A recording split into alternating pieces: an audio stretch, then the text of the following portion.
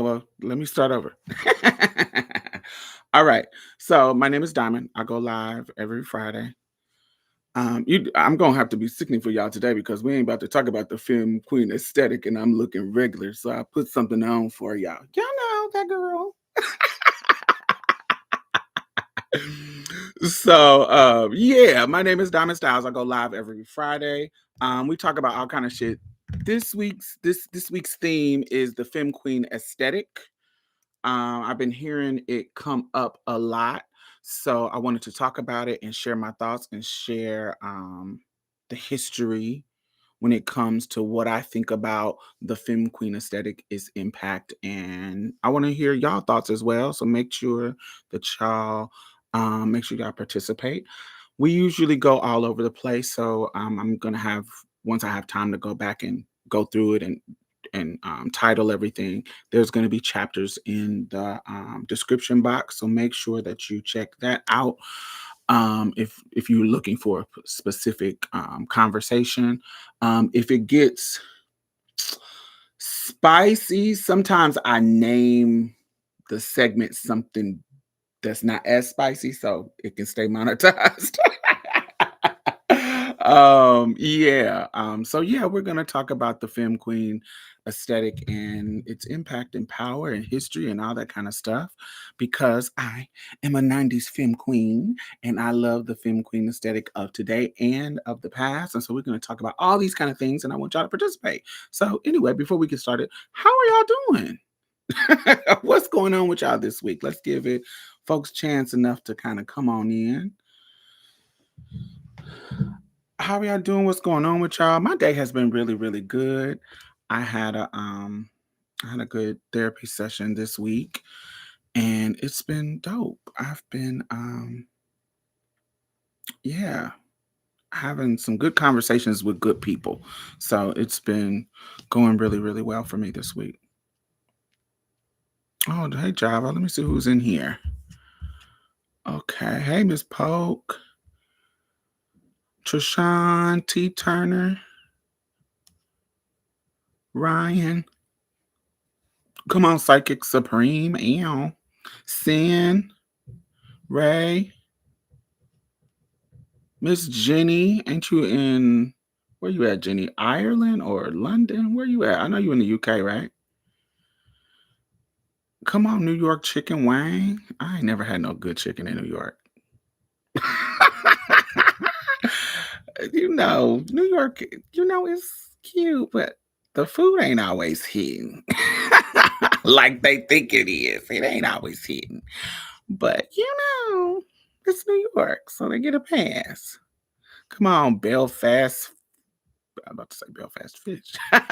Belfast, Dolly. Hey, XR. Dot Fresh. What's up? RL. J. Scott. I love Northern Ireland. It was so pretty. It was so pretty. I got to milk cows up there. And I went to the Dark Hinge, which was so pretty, and the Giant Causeway. I loved it. I will go. I will go back to Ireland. I had so much fun. It was so much fun, and I was by myself. I wish I would have went with other people, but it was cold. It was like 40 degrees, and everybody was like, "Girl, ain't nobody going no cold ass Ireland." So I went alone, but I had a good time. Fuck them hoes. I had a good ass time. Mm, mm, mm, mm, mm, mm, mm, mm, mm, mm.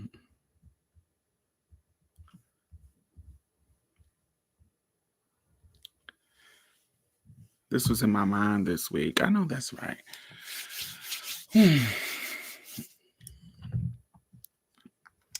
So let me get my notes up. We are 5 minutes in. All right.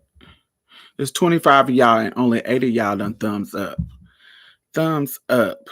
You've been watching Love Island. I don't even know what that is. Hey Ty. All right, all right, all right. So this is two things that inspired this. We talked about it already. We talked about T.S. Madison going on Nene's show. And one of the things that's currently going viral this week is the conversation they had about where Nene was sharing her preferences around not wanting to date trans attracted men. She wants somebody who only likes the kitty cat, and it was this whole conversation that felt kind of awkward. Almost the subtext was that trans women are a man. And honey, should I get on prep? Because all y'all motherfuckers got AIDS. That's the subtext. That's not what was said, but that's the subtext. Because if you talk about dating men who date trans women or da da da da, and then you immediately go to should I be on prep since the men are out here sleeping with you men? The subtext is y'all niggas got AIDS and I need to protect myself. So should I be on prep? That's the unspoken, right? Am I wrong or right? Hey Ren, how are you?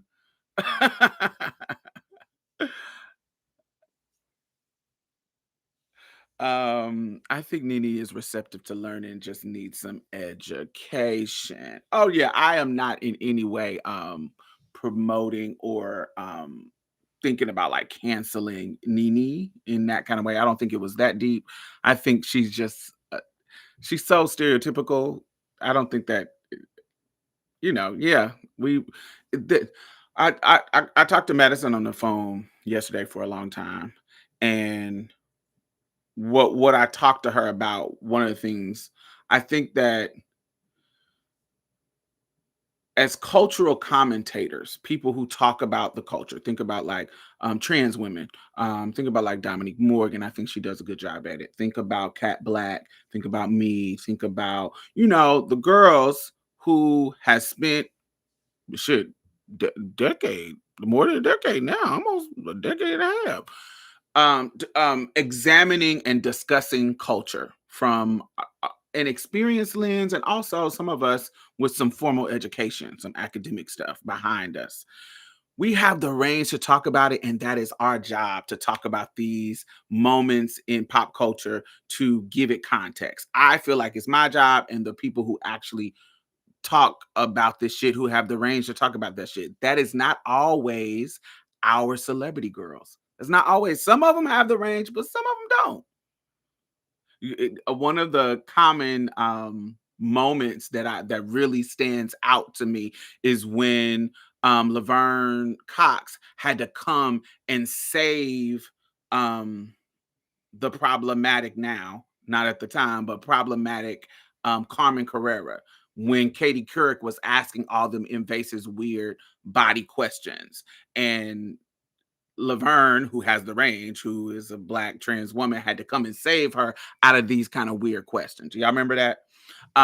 There's a lot of moments where somebody who has the range and who has the just what they need to have, the education behind explaining it. There are people out here that it is our job to do that. It is our job to do that. It is our job to explore that. And sometimes people, including our celebrities, are sometimes out of their depth and don't have the range to talk about it or explain it, or they just don't have the education. And so it is our job as commentators to use those moments as springboards to talk about things that we are talking about today. It is 39 people in here. Make sure y'all thumbs up as y'all enter the room. Um,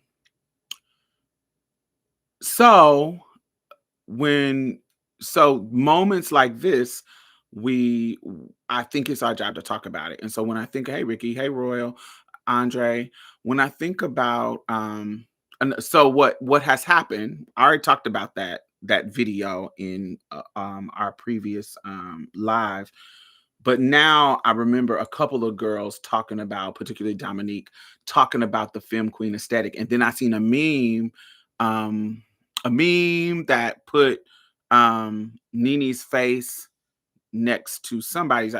It's T.S. Madison's or somebody. It's multiple people that they have put her face in.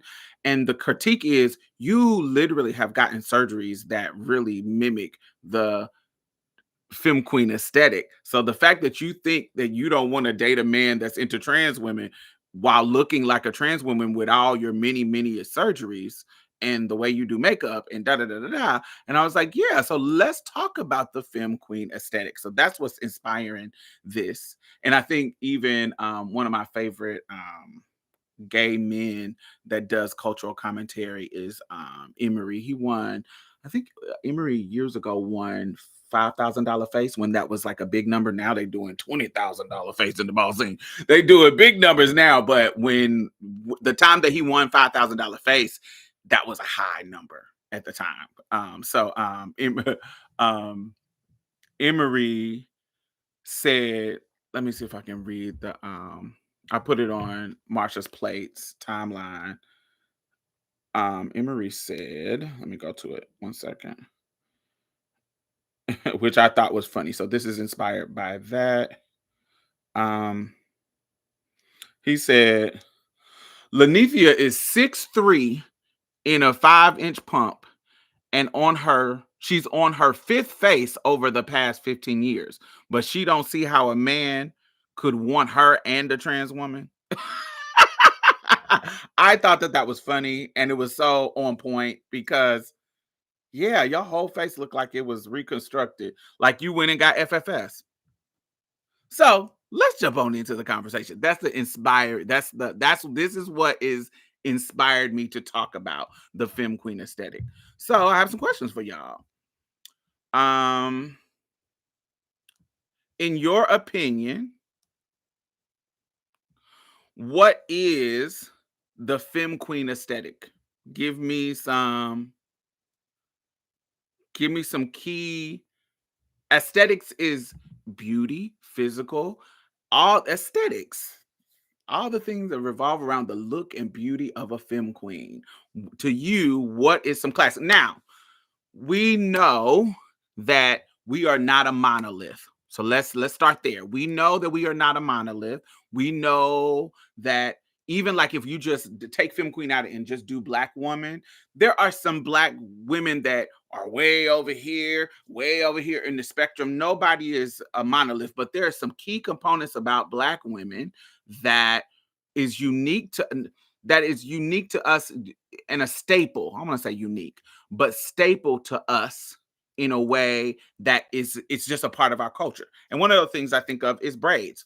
Did the Viking have braids? Did these people have braids? People had braids, but for our culture, braids is a part of the black woman aesthetic. Braids, maybe if you're a classic kind of black woman, you might have the typical relaxer Bobby kind of thing. Now if you a certain type of girl, you might have the baby hairs and the lace front. That's current. Um, it's so many things that we are innovators and we do things usually as black women. But I want to talk about specifically the femme queen aesthetic. Femme queen. If you don't know what a femme queen, it is a trans woman. That is a ball scene term.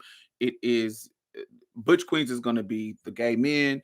The femme queens is going to be the girls. Femme queen aesthetic. So the trans women, the trans woman aesthetic, what is unique to the femme queen aesthetic to y'all? She definitely gives and acts like that. And I think that's we're going to talk about that too, Miss Polk, because it's not just a look, it's an act too, because we have lingo and language that these cis girls are stealing, that comes directly from the ball scene culture or the queer culture, and they are using it, and it's becoming so popular that even the straight boys are using it. I watched FD Signifier. He's been on the show as a guest on this channel, but he is growing, and in his um most recent video on his channel called The B-Side, and he was reading the Manosphere dudes, and at the end of the video he says, it's no shade, but I don't need you niggas.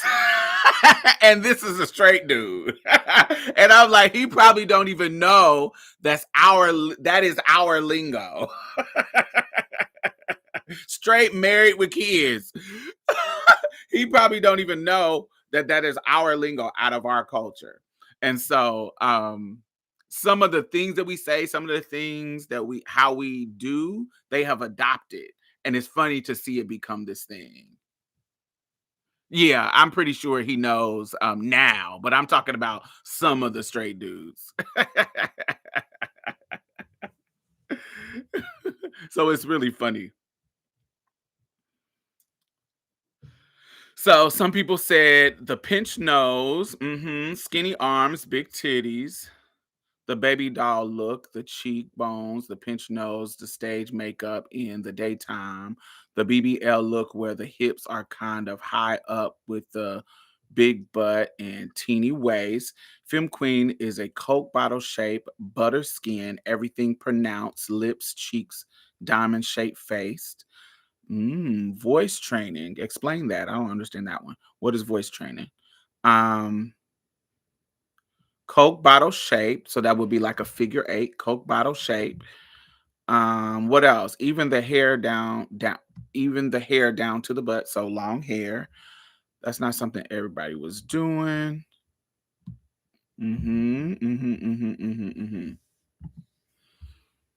Okay, okay, okay. I like that y'all named some of these things because I wanted to start off by saying, um, the Femme Queen aesthetic is colorist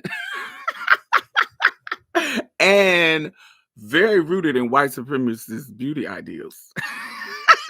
Let's keep it gutter. If we gonna keep it real, we gonna keep it real. We gonna be honest about ourselves. We're gonna be honest about some things. I think that the Femme Queen aesthetic is very futurist, colorist. It is rooted in the white European beauty ideals. Now, there is some nuance. Yes, there's some nuance. I think it's rooted in the male gaze on what is feminine and sexy. I think that it is rooted in white supremacy, and I think that is colorist. Period. So, that being said, it's rooted in the typical feminine beauty. The typical feminine beauty. Now, of course, the if you get into the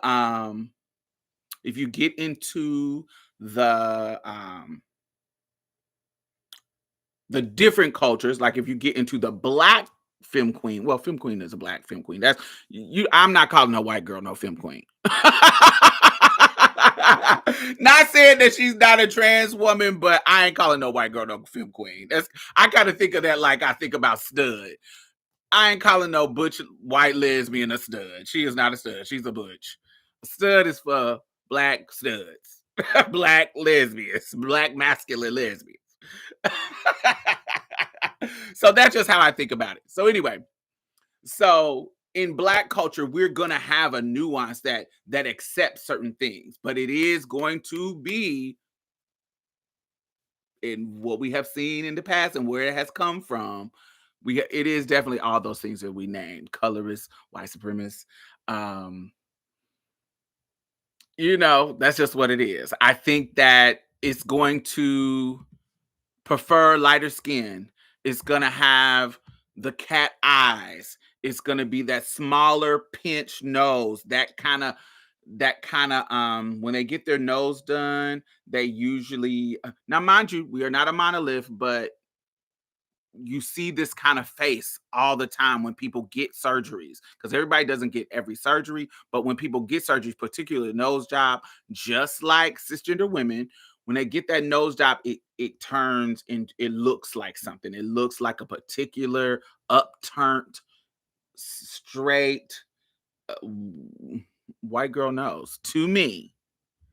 But now mind you, there are Femme Queens that go out the box. So we're not a monolith, but we're talking about what we know as the Femme Queen aesthetic. All right. Um It's that high femme, sex kitten, sometime Brax doll, that Brax doll. It's that Barbie doll. It is baby doll. It is high femme, and we all are chasing it because we love to talk about. Um, we It's something that I feel like we love to do. We've all heard of oppression Olympics, right? We know oppression Olympics is when this particular marginalized group is talking about how we're more oppressed than this particular marginalized group, and they're arguing about who is more oppressed.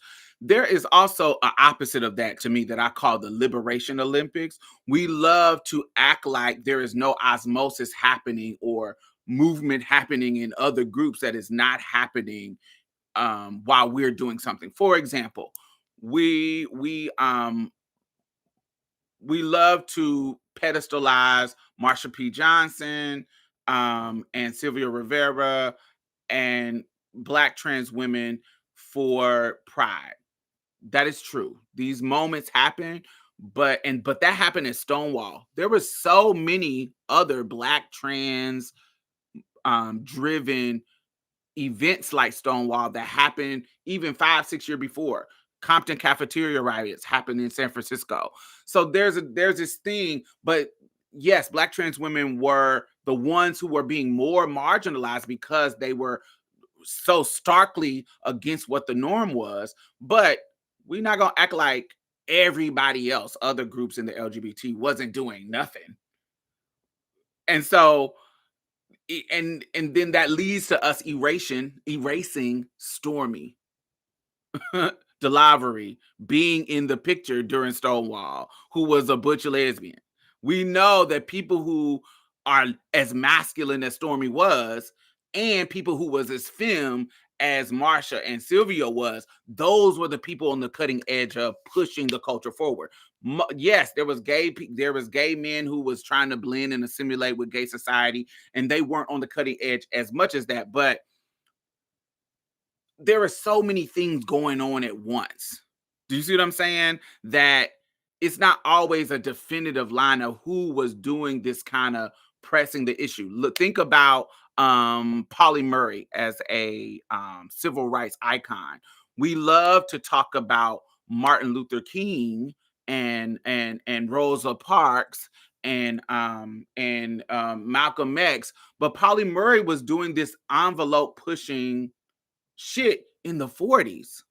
Like she was one of the first people who was like, "Oh, I'm not going some like a not a bus boycott, but I'm not going to sit in the back of the bus or getting kicked off the bus because the back of the bus seats was broken." She was one of the first person to do that, and she was a trans person. Well, yeah. And so, but we don't we pedestalize people like Martin Luther King because he was the respectable Negro. He was the minister with the wife and the kids and blah blah blah blah. But there was so many people who were doing other stuff. We just now not y'all. I hope not y'all. We just now learning during this racial awakening about Bayard Rustin.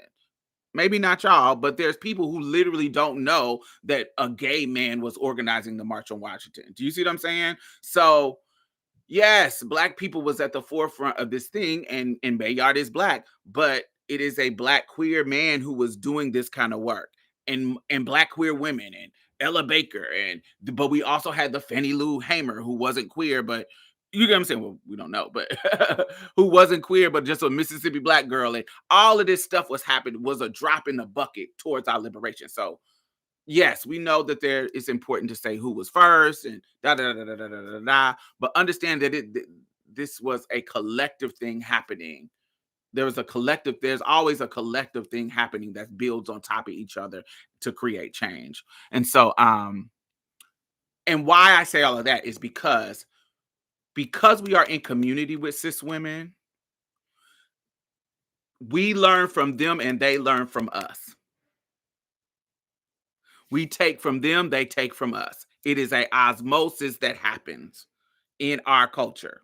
It is osmosis. So the femme aesthetic that we are going for, they are going for it too.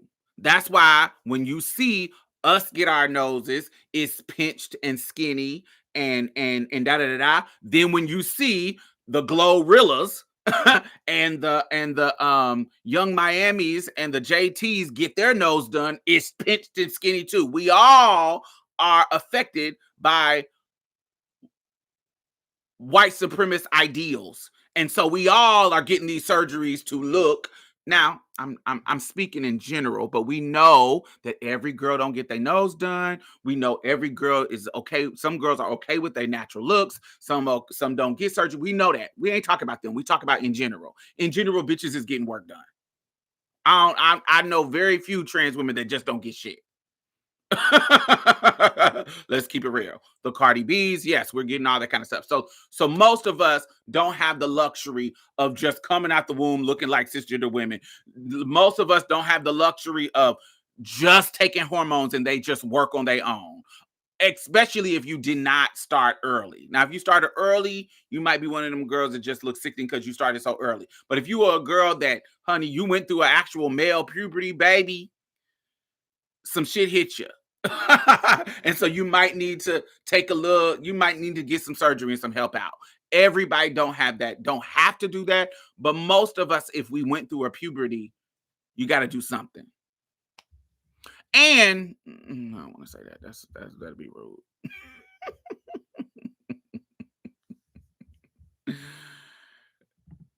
I'm gonna say it anyway because I'm a '90s film queen, and I live I live a certain kind of binary life. Most of the bitches who be like, no steel, no surge, be bricks. And that don't mean I think the bricks should be teased. That don't mean I think the bricks should not get nothing done to them. That I'm not advocating for their freedom and liberation. I think bricks should be free too. Blah blah blah blah blah blah. But the girls who love to boast and be like, "Oh, I didn't have to get surgery." Yeah, we could tell. We know. We can tell you didn't get no surgery because you still giving what you're giving. And that's okay. You still should be treated with fairness and kindness and love and find all the joy in the world. But you are a brick.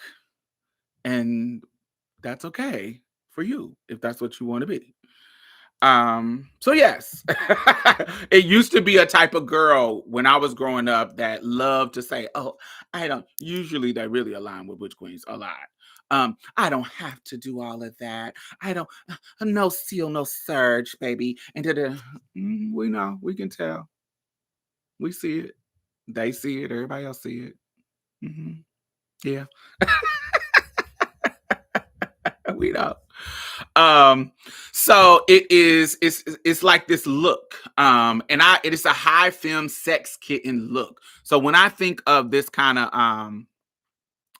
high femme sex kitten look, one of those icons to me is gonna be who this is an exaggeration, but Jessica Rabbit. Think about think about the look of Jessica Rabbit, the actual cartoon Jessica Rabbit. Think about I don't know if y'all know, this is an oldie but goodie. Cool World, Holly from Cool World. Here's her dancing. It's a sex kitten look. It is a tits boost boobs. Betty Boop is one of the classic ones. Think about Betty Boop's hip to waist ratio.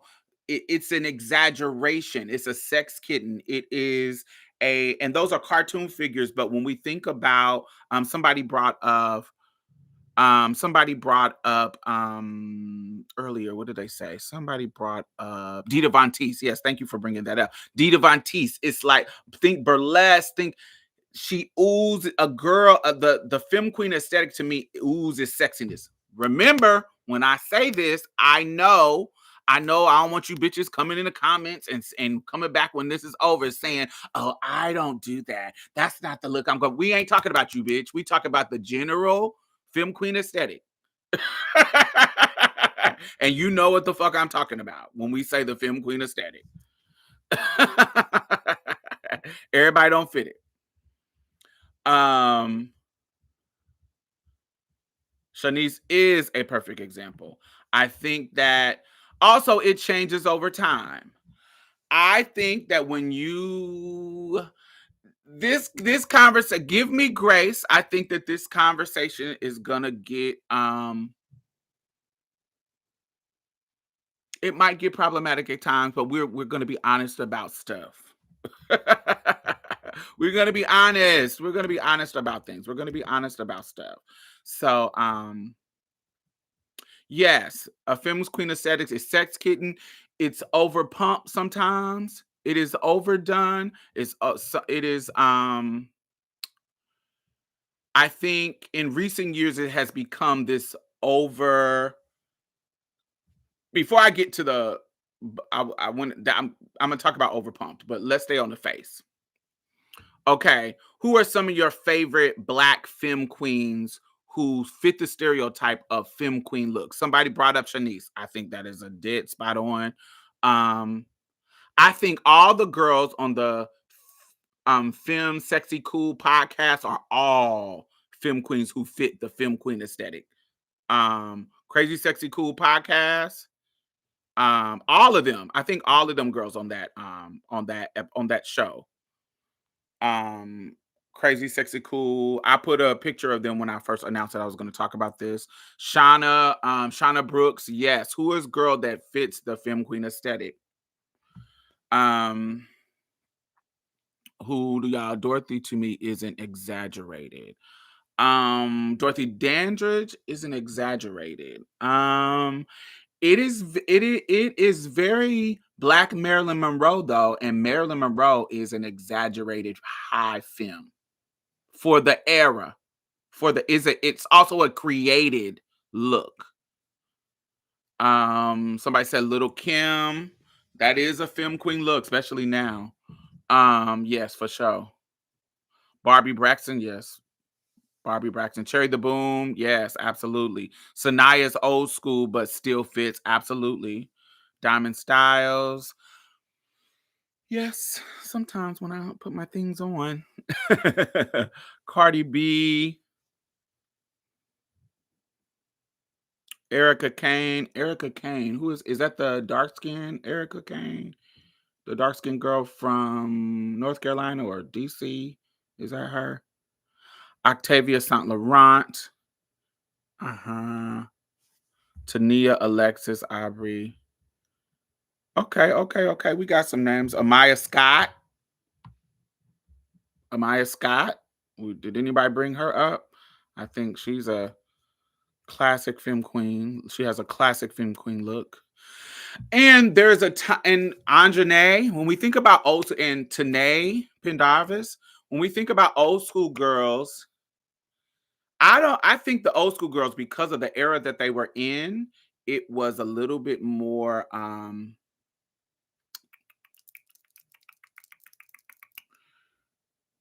it was a little bit more natural because we hadn't advanced in our surgery. So the girls who came out in the early 90s, late 80s, it was a little bit more natural. I almost say nose jobs wasn't getting done, but we didn't have access to that shit. So if you was pretty in the 90s and early 90s, you actually had to be a natural pretty ass bitch. When we think about Ajane, when we think about Tanae, because when you look at oh, this isn't shade. I swear to God, this is not shade. So please don't be messy, y'all. This isn't shade. When you look at Tanae now as a mature woman, you can tell that she doesn't have like FFS. When she was younger, she didn't need it at all because it just looked like sickening, fresh face, like Dominican girl. But now that she's gotten older and we know what FFS can do, and we know the things that is the differences in the contours of what can be fixed.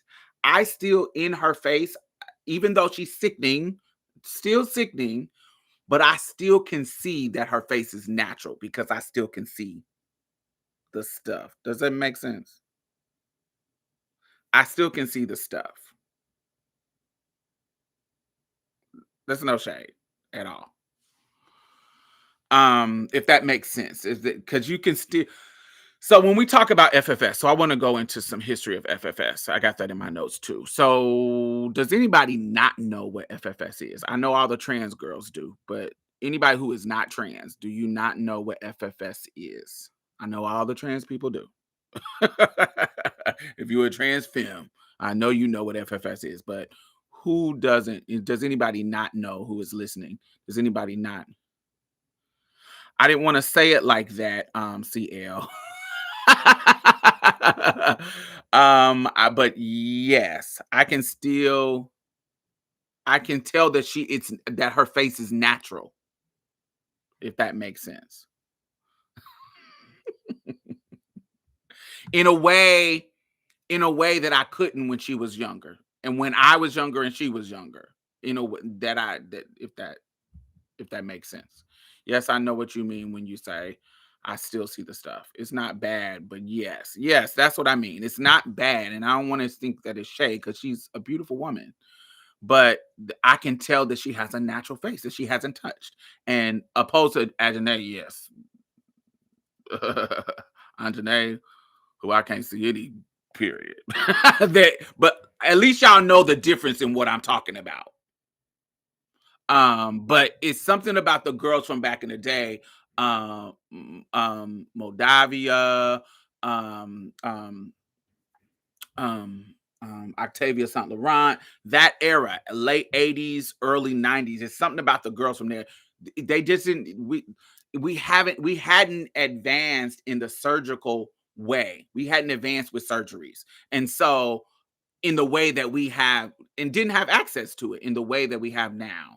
It's even if you think about breasts, we'll get into body, but even when you think about breasts, how breasts came about and the realness of how they can look and compared to how they were back in the day, it's a whole different thing because we have advanced. Think about Michael Jackson and Janet Jackson and all the Jacksons' noses. Like their noses was horrible nose jobs, but that's because people back then didn't have the skills that they have now with noses. Now, honey, they got even noses where it ain't even got to be pinched. It's just, oh, we take the nostrils in. We get it. It's different things. Everything looks different now, better, and more natural now because the doctors have gotten even more skillful in their techniques.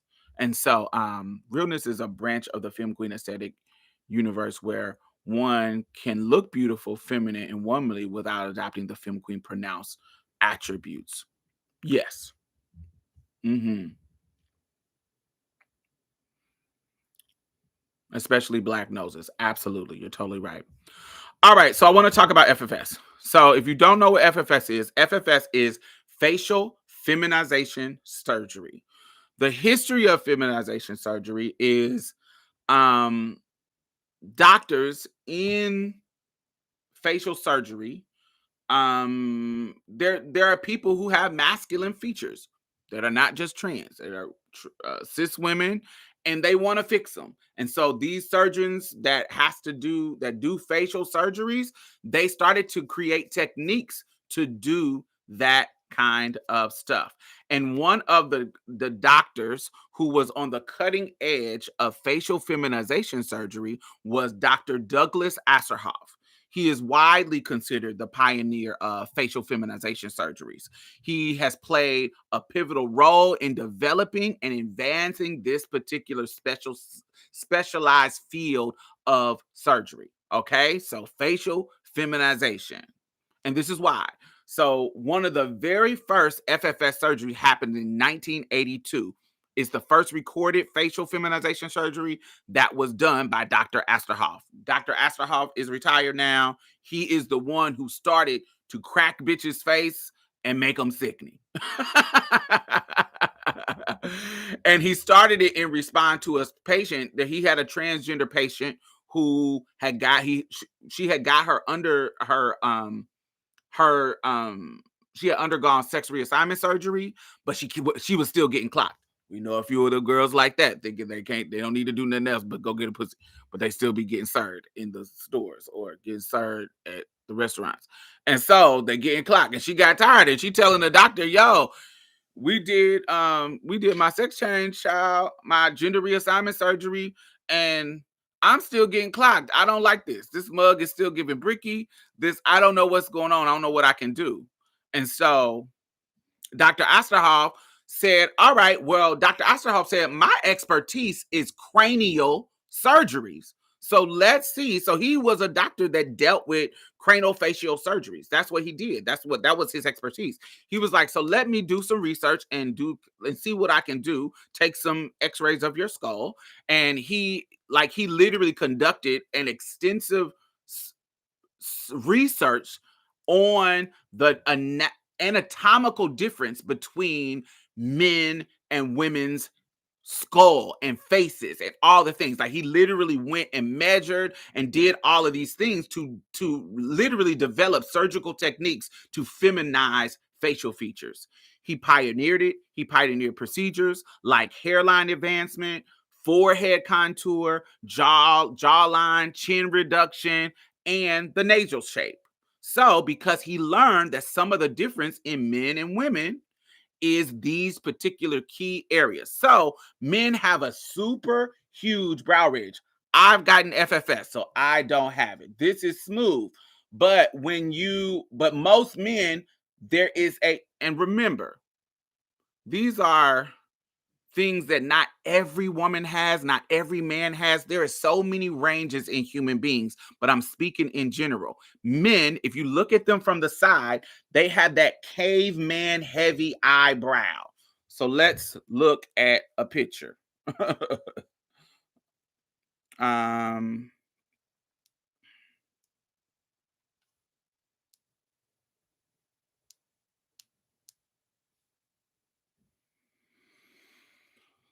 So if you go to your phone and Google a man's head profile pic,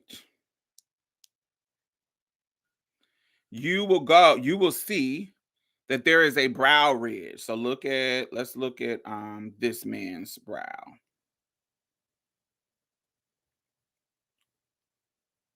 So when you look at a profile of them,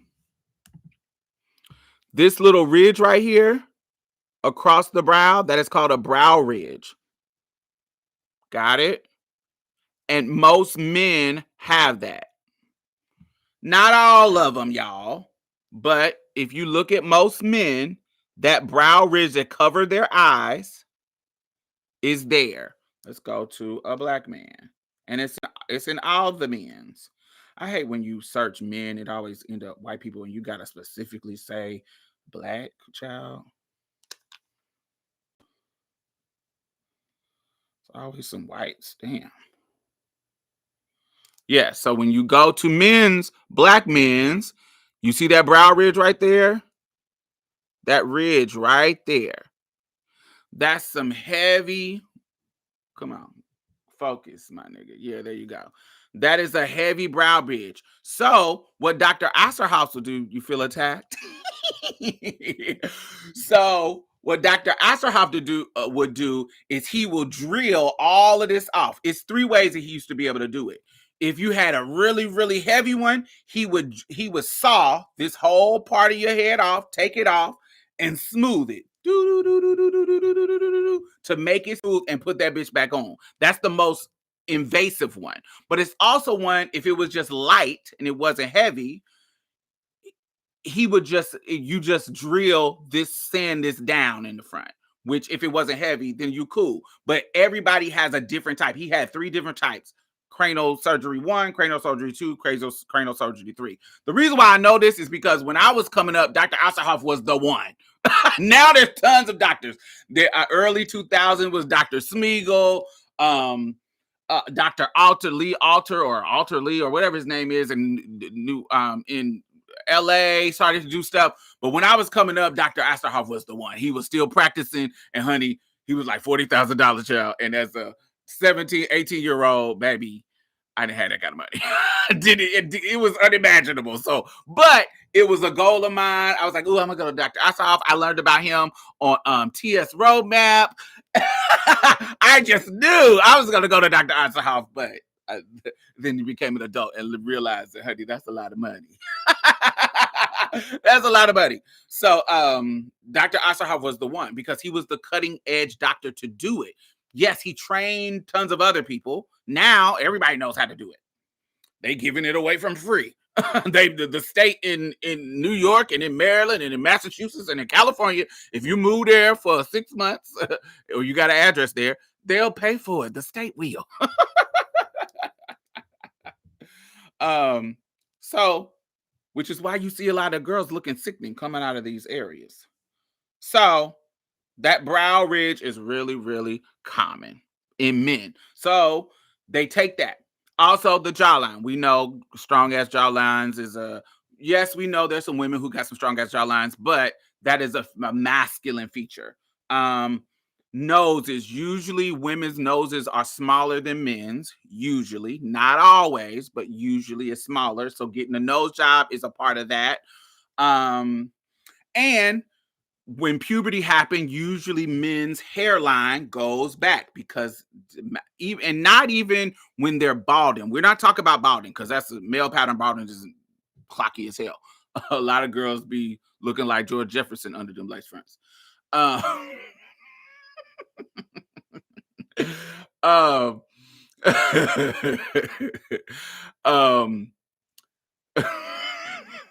because I'm thinking about people who I know. Um, so even if you, even if you, even if you have a full head of hair, if you got a full head of hair, even men usually the size of their hairline recedes further back as they get mature. Not as losing their hair, it becomes a masculine feature. So bringing it down and rounding out where the line from here goes all the way down. Let's look at a black woman's hairline in a ponytail. So, yes. So usually black women that have edges, I wanted with no baby hair, child. I want it to look like it don't have baby hair. All these bitches got baby hairs, girl. Black aesthetic, black woman aesthetic. When you look at a black woman's hairline, okay, here's a good one. It is very much like that. That's one of them. Let's go to another one. It is a line that goes from your ear to like the top of your forehead. It's not a sharp corner. Now, everybody don't, there's some strong hairline ass bitches. I need a drink after this live. Am I reading? I'm not reading. Oh, this is a good one. Do you see how it goes from her ear to the top of her forehead and it's not a sharp cut into there? That's very feminine. So the girls get hair grafting, they get their hairline moved down. We spilling all the femme queen tea. But this stuff that even cis women get. So this isn't just this is why you are seeing these. Look at that hairline. That's a beautiful hairline, I think. It's gorgeous. You see how it is? It's just rounded out. It's soft and rounded out, and it doesn't go into corners like men. The traction alopecia girls. Yes, when they got alopecia or they got masculine hairlines, they get that shit moved down too. This is another thing. There are very few surgeries that start off for us. This world don't give a fuck about trans people like that. They're not creating medicines and surgeries for us. They don't give a fuck about us like that. That what happens is motherfuckers, doctors who support us say, oh, well, we use hormones for cisgender people, but we know the effects that it have on them. Let's use some hormones for you. And that's how it start working for trans people. Anything that we do for us is because they made it for cis people. It didn't make for us. So when we talk about healthcare for trans people and they're trying to take it away from us, but still give it to cis people, that's discrimination. That's what the Scrimeti case is all about. To stop us from getting shit that everybody else can freely use, but they're trying to stop us from doing what we want with our body and impeding on our body sovereignty and our body agency. So I'm sorry, I'm a political girl. social justice girl, so I go on a rant. I'm sorry. But yes, this shit wasn't made for us. This shit is made for everybody. Bald head ass niggas who want to still be living in their youth, they got hair plugs because them niggas was balded.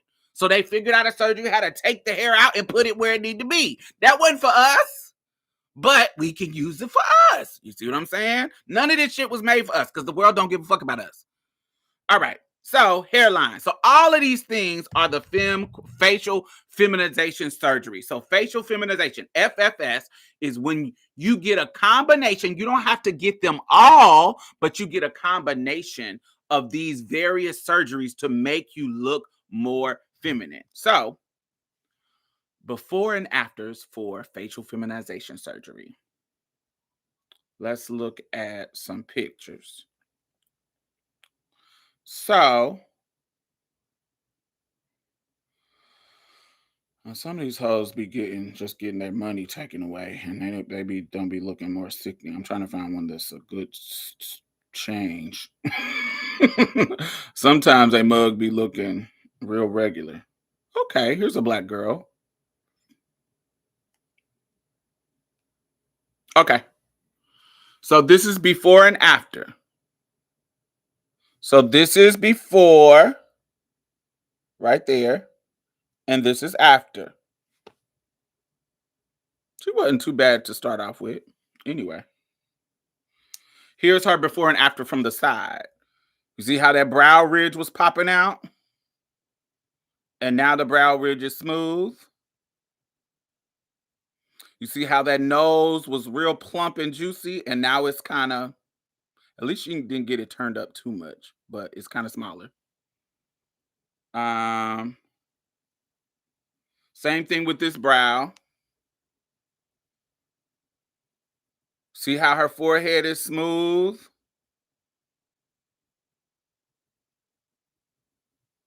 And that nose is turned up. That turned up nose, I call it the Kleenex puff nose.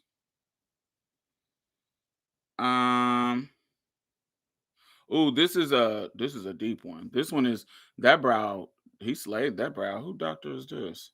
James something. That brow got snatched off, baby.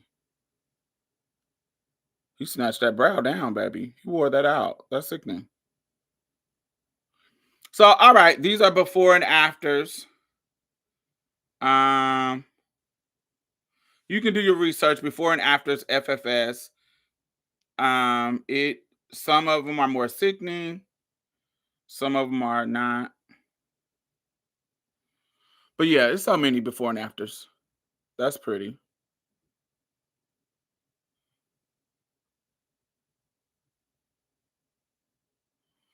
So, yeah. This one, ooh, he wore her brow bone out.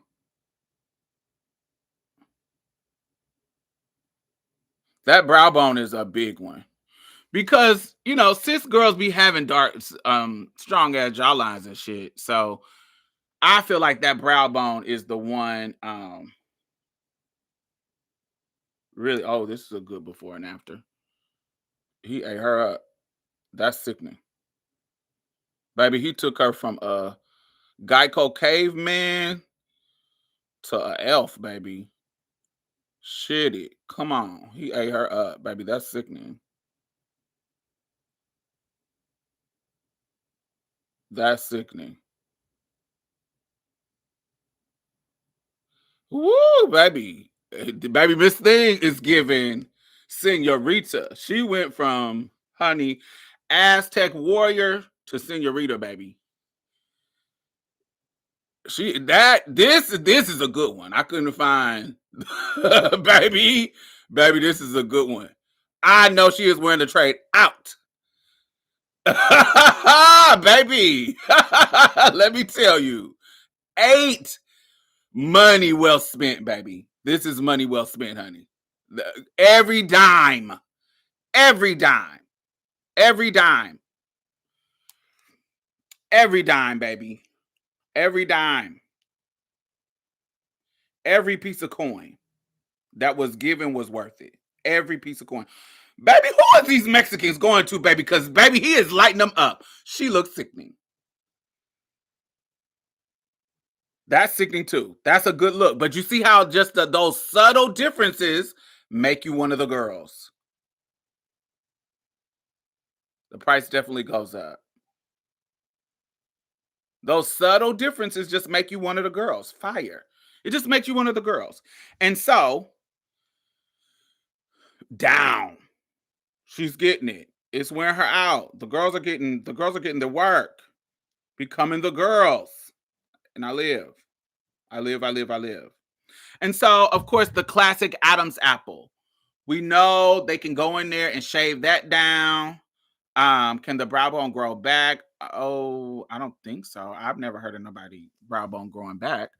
Um, because what makes your shit grow is same thing that makes your I love plastic surgery before and afters. I do too. I love them too, especially good ones, especially when they're good. When a bitch get their money's worth and it turns it, I live for it. I'm like, yes, ma'am. I'm happy. Um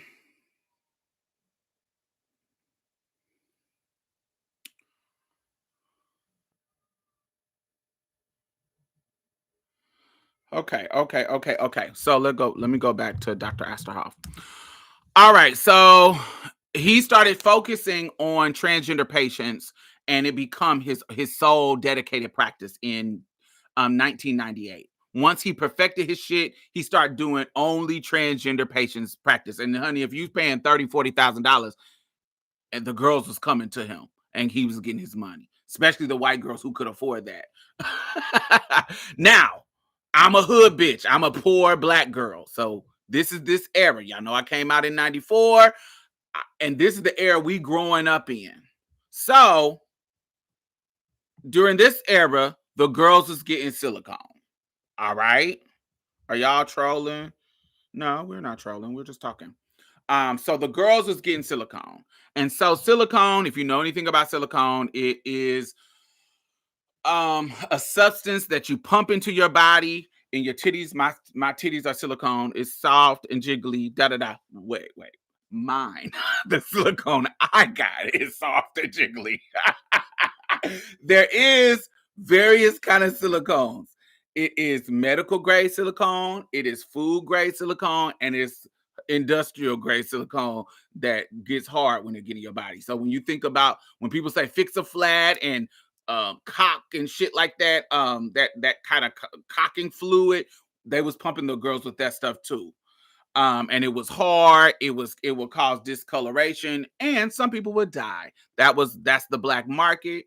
Um, Also, in the early days, doctors was using medical grade silicone to pump people lips, to pump people cheeks, not just trans women, but cis women too. There was doctors that was doing this, like real doctors that were doing silicone pumping. But then other girls, because it's just like if you teach you telling the bitch that you stunting, this bitch gonna figure out how to write them checks and do some credit card scams. If she see you doing it, she gonna figure out how to do it too. So she see the people doing silicone pumping, they gonna find some silicone and figure out how to pump the girls. That's what it is. You ask questions. Similar to abortions. One dude learned how to do abortions. If you watch the documentary called The Janes on Hulu. It is an amazing documentary about early days of abortions. Please watch it. You need to learn about abortions because it's not just even though we don't, I can't birth any children. I want to understand shit. And so I think you should too. So it's called The Janes. It's an amazing documentary about what was going on in the early times of abortion and what was going on. The Janes, like Jane Doe, Janes, Janes, Janes, like Jane Doe, that Miss Jane Pittman, Janes, The Janes. It's a documentary about abortion. I think it's called The Janes. Yeah, I think it's called The Janes. Um, um, I have trouble with body horror content. The Janes, yes.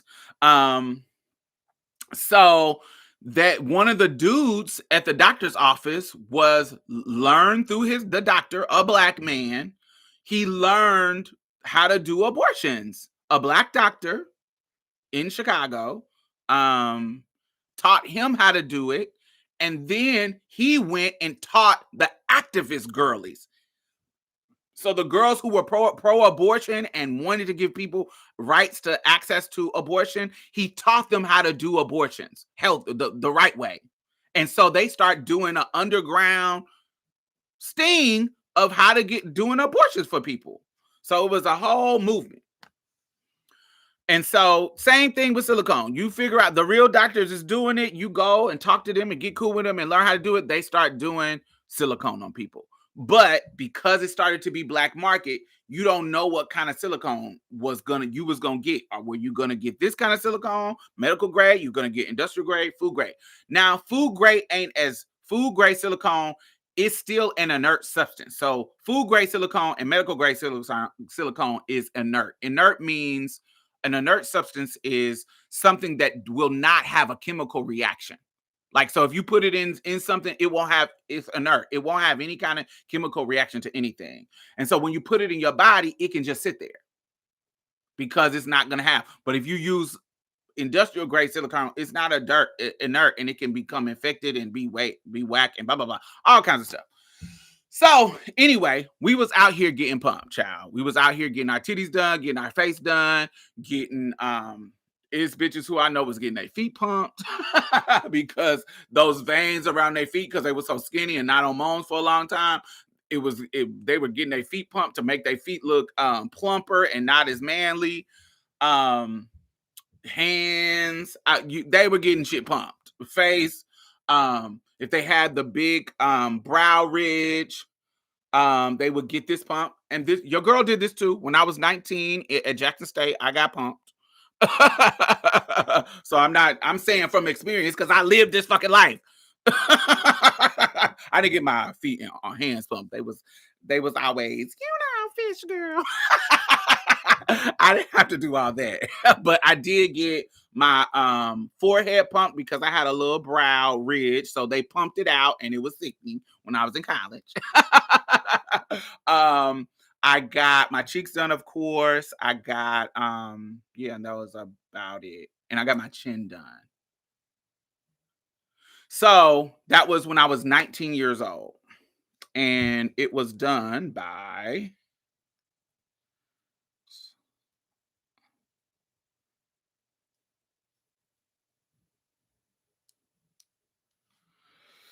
let me look. Let me go find her. She's dead now. She died in prison.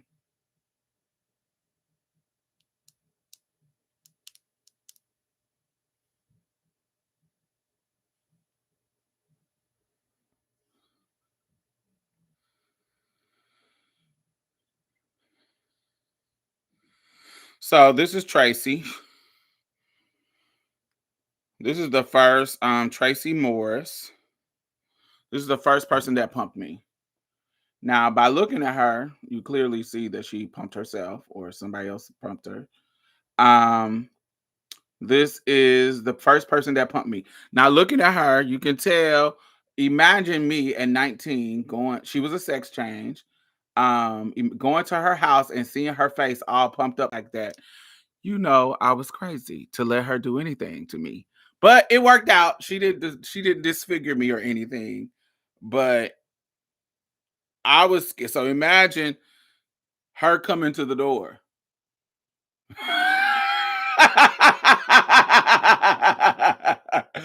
Imagine that's not Duchess. Her name is Tracy. I'm gonna talk about Duchess soon.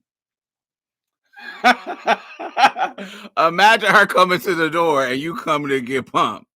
That is not Duchess. I got y'all getting ahead of me. We gon'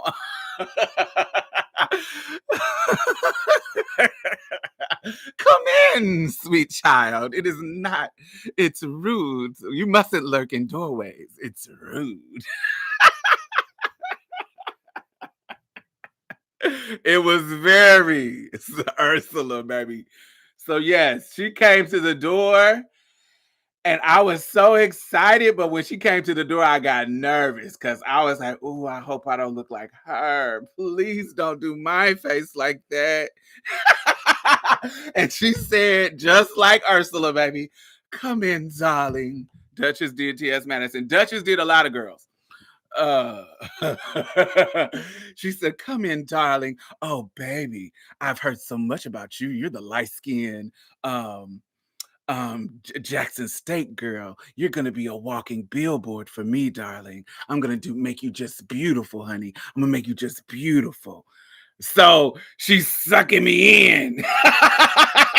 She's sucking me in. Like, oh, the little doll baby. And so come on. So she brought me into her room. Now, mind you, when I came into her house, the house was sickening. The inside of it, bitch, this bitch had fountains coming out the wall.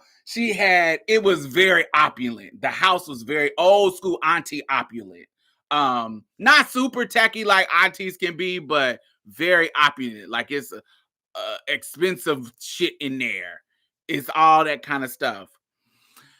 And so I come into her bedroom. It's this big ass sprawling, sickening bed and a canopy and columns, and it looked sickening in there, y'all. It looked like it was kind of, it wasn't this big, but it reminds you of the house on American Horror Story. It reminds you of the Ruben Show house of special girls. And so she sits me on this chair, and she sits me on the chair in front of the mirror. And so she's looking at my face. "So tell me what you want to fix. Tell me what you like, baby."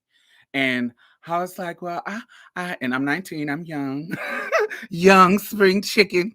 I was like, "Oh, well, I just want to look like a girl. I don't want to be I don't want to do too much." I want to say I don't want to look like you, bitch. Please don't make me look like you. I don't want to do too much. I just want a little bit more cheeks. I just and I already look like a girl. I just need a little bit more. I just a little bit. And so she's like, "Girl, don't be nervous. I ain't gonna make you look like me." Like she could read my mind. She was like, "I'm old. When I was young, I used to look like that too. I ain't gonna make you look like that." That didn't help me get any nervous, because if you look like me when you look young and you look like this now, I'm scared. But I'm a young, dumb, trans woman living on the edge, bitch. Living on the edge, taking the risk. So she's like, "All right, baby, come on." So she shows me the silicone. She puts it in the syringe, and then she starts doing my face. And I feel the silicone going in my face, and it says, and I look at it. I'm watching her. I'm looking at it in the mirror. She got the alcohol pad. She's doing the cleanly stuff, and it's fresh needles. She's doing all the stuff that I know because my grandmother was a nurse. That is clean, sterile, fresh needles, pulling it out the package, all the stuff as far as cleanliness that I knew from my grandmother being a nurse. She did all the stuff. And so she did the one side, baby, and that cheek said, "Doop." And I said, "Oh. Oh." Do y'all remember this viral video of the little girl? The little girl, she had just got her haircut and she got it flat ironed and feathered. And she told her mother, "Comb it, do it, do it, do it." And she combed it and the feathers fell all sickening. And she said, "Do it again, do it again, do it again." I don't know if y'all seen that video. I'm on the internet all the time, so I see little videos. She's a little girl and she just got her hair flat ironed. And honey, she had just got it done, and her mother feathered it with the comb. And the little girl said, "That's exactly what I did when she did that first cheek. She did that first cheek, and that motherfucker was sitting up all sickening, bitch." I said, "Oh, do the other side. Come on." Do this side. Wore my cheek out. I was like, "Yes, ma'am. Come on. I'm living for this. Come on, Miss Tracy. Come on. Wore it out. She took the other cheek, did the other cheek. It was like, oh, this is sickening. Then she took some silicone and filled this part out. And I was like, oh, now my forehead is smooth, bitch. Now get this chin. She took the silicone, went right up in there, and it pointed the chin out a little bit. I said, oh. Can't tell me a motherfucking thing. Can't tell me nothing. Wore me. I feel sickening. I'm looking in that mirror. Mug is looking sickening. Baby, everything is love until the next day. Woke up the next day, my whole face, I looked like the nigga from Mass with Cher. Whole forehead was swole, cheeks was swole, chin was swole, and I was in college, so I gotta walk through campus with this fucking elephant man head on, bitch. I was wore thin. Woke up that next morning, looked in the mirror, wore out. Wore out. I want y'all to know. Thumbs up if you're watching. Wore out. It's 63 people in here, 65 now. Wore the fuck out. So, but I had to go to class. I'm looking like the mask, baby. And not even the Jim Carrey mask. I look like the mask when Dorian put the mask on, the villain at the end. When he put the mask on. It ain't even Jim Carrey with the big pretty teeth. It was the motherfucking Dorian mask. I was like, oh God, I look so scary and late. And I had to go to class. Oh, I had to put on a confidence bang. I had to, baby, it was late. I told people that I had an allergic reaction to something, but after a couple of days, the swelling went down and my face went back to the sickening it was when I first got the silicone. It went back to where I was like, oh, it's back cute now. It's back cute. I look sickening. I look love. Boom. So of course, you putting a substance in your face, in your body. There's going to be some swelling because it got to adjust. So yes, it was love. Everything worked out. My face got more sickening. It was love. So I had no negative in regards to that. And so, and she also did my titties. Like she also put some so I didn't have enough money. And this is the blessing of at the time. This was God covering me. Oh God. Come on. Glory be to God. This is God covering me. I was too poor to afford to keep going to her. So if I would have kept going to her, I would have been fucked up. But this little bit that she was doing for me, because she was kind of dicking me. If you know anything about the silicone game, they charging you $150, $200 for a little Dixie cup because they being cheap and being shady for you. So if you keep bringing them money, you get more Dixie cups. But I was broke. So I couldn't afford a Dixie cup. So she did my chest. And so I couldn't do the whole titty. So she says, I'll just do you a little bit in your cleavage. So when you put your little Victoria's Secret silicone little things in your bra, it gives you that curvature right here. You know, wait, on the nipple to show. So you see how it's giving that little curve right there. So she like, yo, if you put the little cup in the bra, you will look like it's the curve right here once I do the silicone. And then when you come back, we'll do the rest. We'll keep going around and build your titty out.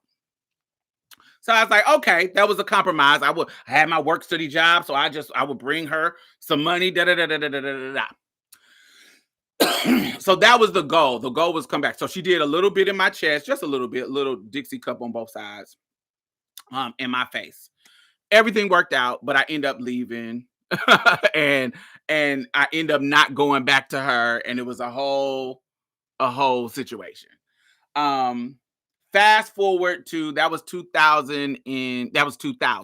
Fast forward to 2004. At this point, I have custody of my brother, and I'm a sex worker. Todd, do you mind if I tell your connection to Dr. Milena? Do you want me to tell, or do you just want me to tell my story? Do you want me to tell your story? I don't want to tell your business. If you don't want me to tell your business, I see you in here. They would have missed me that day. Do you mind if I tell your connection to Dr. Molina before I tell? I'm trying to be conscious of telling people's story that ain't their story. Did she manage your expectation and tell you what might happen that would scare me? No, she did not. Okay. So Ty used to run stunts with these girls, right? Ty used to run stunts, check stunts. And she met up with one of who would become both of our gay mom.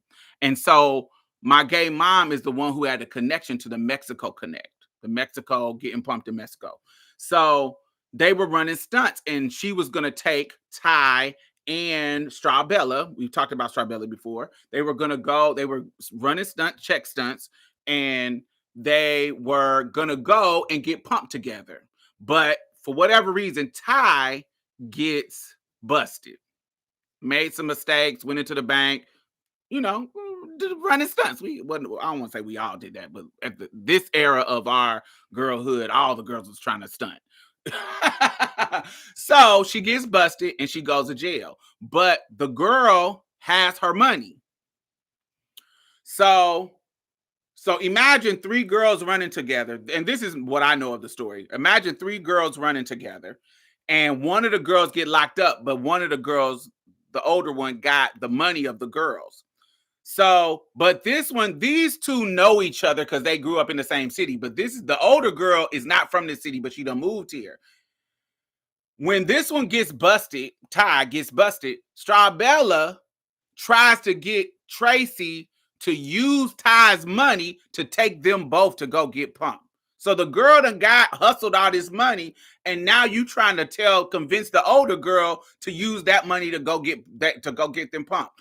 So Tracy was like, "Nah, bitch." And the fact that you trying to convince me, and this is your home girl. The fact that you trying to convince me to use her money makes me not trust your ass, bitch. So fuck you. So I'm gonna keep the girl money, and when she get out, I'm gonna take her to get pumped. So that's, you tell me if I'm telling the story right, Ty.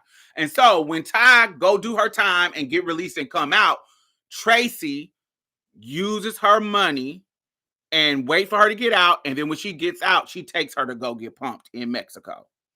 But she don't take the other girl at all because she didn't like how she was handling Ty. Does that make sense? So Ty went and got her titties done. So y'all know Ty been my sister since 11. So as soon as Ty finds some good tea, she's like, "Come on, Ty, my girl," because I wasn't in Indianapolis yet. Was I in Indianapolis? Because I was still at Jackson State. I wasn't in Indianapolis there. I was still at Jackson State. I was still in school. But Ty was still back in Indianapolis. So she was going through this when I was in school. And so when I come home with my custody of my little brother, Ty moves in with me. How much seal did you have prior to Mexico? Not a lot. I had my face done, but I had like one shot in my titties. I didn't have any body work. And so Ty connects me with the Ty, you wasn't back yet. Yeah. So when she went to go get her titties done, I wasn't in the city yet. So when I came back with custody of my brother, came back to Indianapolis, Ty moved in with me. She introduced me to Tracy, who would become my gay mom. And we end up calling, Tracy give us the number. We end up calling Dr. Molina, and we end up going to Dr. Molina to get pumped. We all end up going to get pumped. And so that's when I started to go, get my titties done, get my hips done, get everything that I needed done. I got done with silicone. Hips, ass, titties, that. I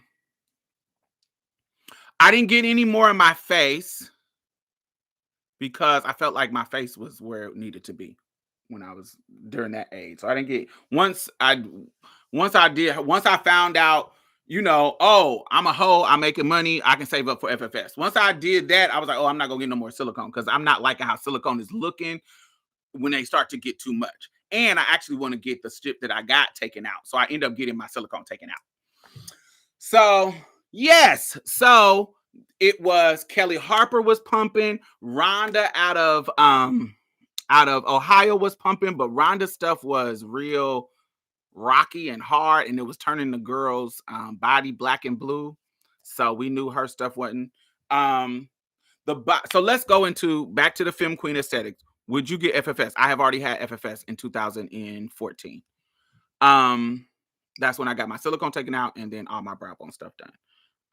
If you go back to my pictures from 2000 and not my pictures, my videos from 2013 and older, if you see any of the video of me turning to the side, you will see my forehead. Kelly Harper was responsible for most of the East Coast ballroom girls. Yes, Kelly Harper had good work. Kelly Harper did have good work. Kendra in Baltimore. There was a girl named Vera in Florida and Atlanta, and then we had Duchess in Florida. Duchess was in Florida. There was a boy named Mike, and there was a boy, a butch queen named Mike, and a butch queen named Carlos. Patty D in DC. And clearly, what's the girl that went to prison? The Black Widow or Black Madam, or what's her name? Pretty girl. Sexy Lexi just interviewed her.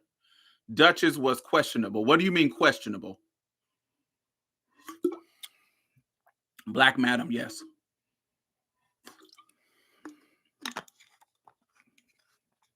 All right, so let's get into bodies.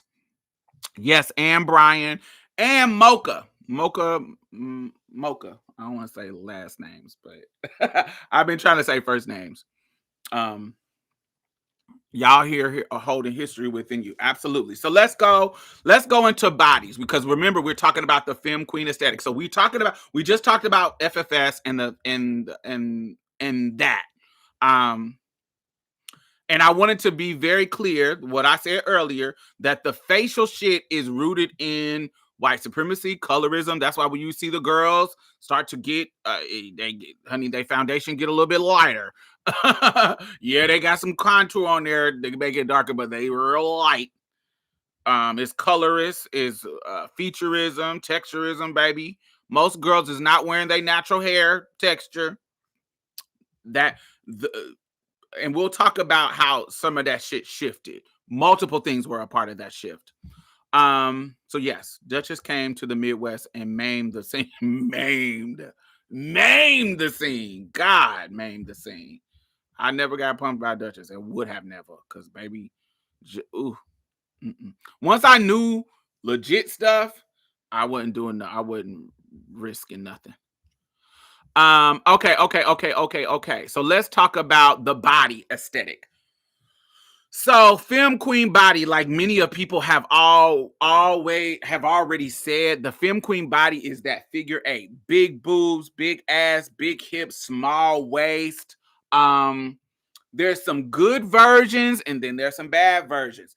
The bad version, to me, I call it sitting in a pumpkin. It's an old way people used to pump, where it was like really, really high in the hips, and they will pump out your boy dents, and it was like you put a hole in a pumpkin and lifted it up to your waist, and it just looked like you were sitting in a pumpkin. And I hated bodies that was like that. Bodies that I love was like you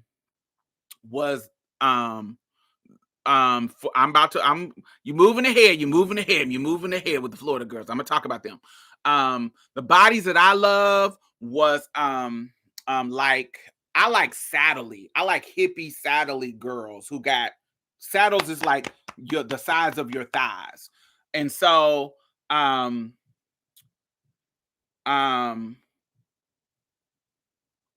what is her name? Jasmine Bonet. I loved how Jasmine Bonet's body was. I loved how she had thick legs, and it just how her body was in her prime, her drag prime, was sickening. Loved it. Lola Ebony was very exaggerated look. So Jasmine body was so sickening. It was thick thighs. I liked how her body looked. I did not like particularly how the Florida girls look. But let's talk about the Florida girls, because the Florida girls, when we think about the Florida girls, like, this is the girls that I would see on the. I'm skipping stuff because y'all making me think about the Florida girls. I'm skipping them. I got points to make. I got notes. Calm down. All right. So the femme queen aesthetic when it comes to your body is a sex worker aesthetic. It is sexy. It is figure eight, big titties, hips, ass, small waist. It is stripper, sex worker body. It is Dita Von Teese. It is Buffy the Body. Think about all these icons who were like that body. Titties, small waist, big hips, big ass. Exaggerated. It's Jessica Rabbit. It's body. Now, of course, girls wanted stuff to be natural, and some girls didn't want it to look natural. Because they were sex workers, you wanted the look that stood out.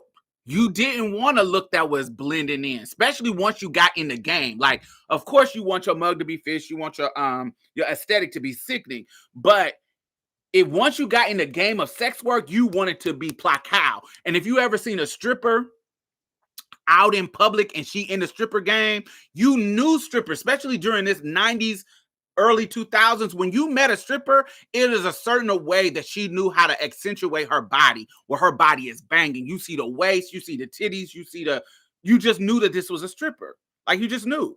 And so the trans girl, and that's cisgender girls too, the trans girls had this same kind of idea where I'm a sex worker, baby. So I want to make sure when I'm walking these strolls and you see my ads and you see my ads on the fucking, on the TV, bitch, in the newspapers, not on the TV, in the newspapers, you see that this is giving you body. Ain't no pads over here, baby. Body, body, yaddy. And so what we get is people like, God. I found the fucking picture. Hold on. 1 second. Did I miss something?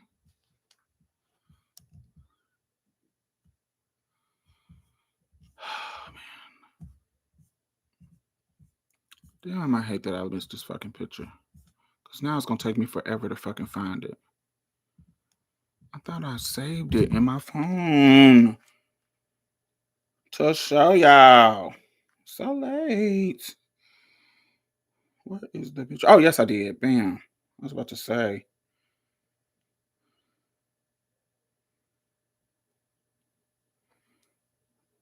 Okay.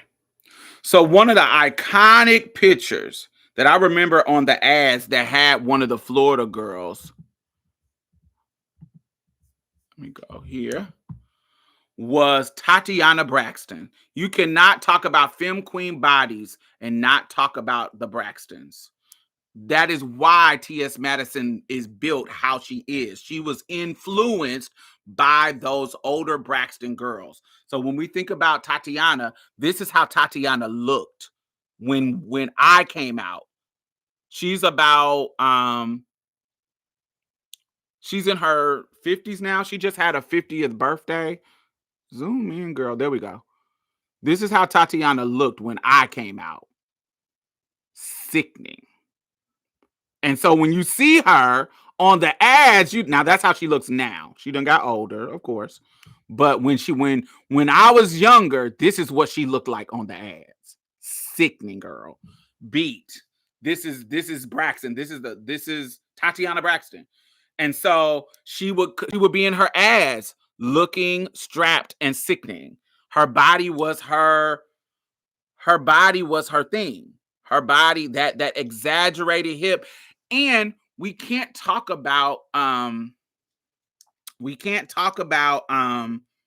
at that shape in that swimsuit. Sickening. Come on, girl, zoom in. So y'all see it. It's giving what it needs to be give. So her body gave what it needed. It was thick. It was exaggerated. It was hips. It was ass. It was everything. That's just who Tatiana was. And so there was a clique of girls, the Braxtons, who had this kind of shape. It was very animated. It was Jessica Rabbit. Waist was little, tits was big. It was love. And I feel like Tatiana had the best one. Like, it was exaggerated, but it was punishing. Like, that is sickening. Like, a nigga ain't gonna look at that and be like, ooh, I'm not attracted to that. Even though, it might be fake or whatever, blah, blah, blah, but it looks good. That's fire. Body is banging. So when we would see this bitch in her ads, we like, what? That we could get that? What's that? So we didn't know how that was going on. I didn't have no connection to no Florida girls, but I love seeing her ads because she was sickening. The girl who was given the muggery was I'm talking about the sex workers. The ones who was given the muggery was Mother. She had a bullseye as her picture. What was her name? Amelia Black. Amelia Black, baby. When you see her in the city, baby, you knew, girl, she coming to snatch our coins, girl, because baby mama was mugged. She used to have blonde. Amelia Black was love. Raquel Love was one of the best booties I've ever seen. I liked Raquel body. Something wasn't right for me to like it more than any pictures of, not old school. I have, she's on my friends list. Let me go to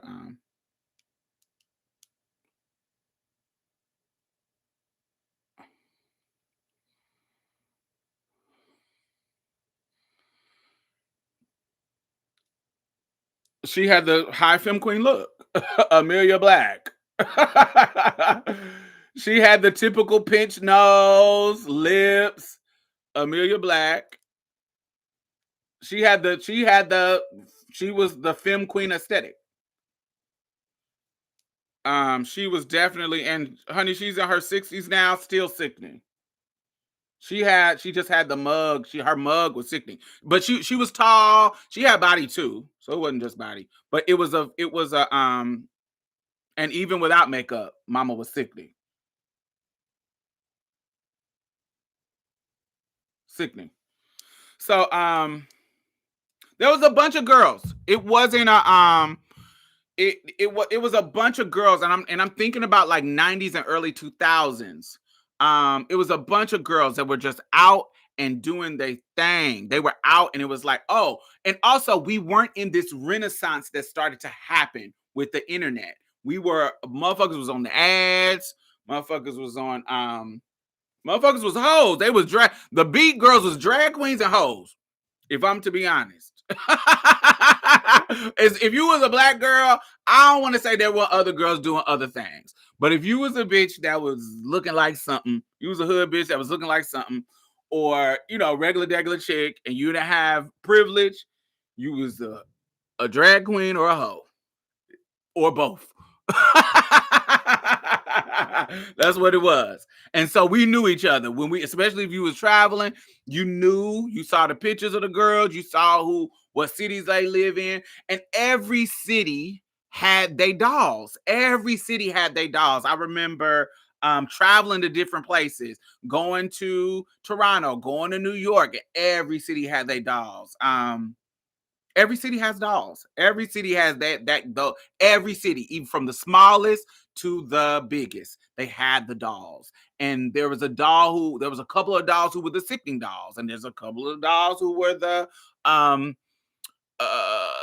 just whatever. There were dolls in the city. Every city had their clique of girls that were popular, that people knew. That's just what it was. And so the femme queen body aesthetic is being pumped and exaggerated. That's what it was.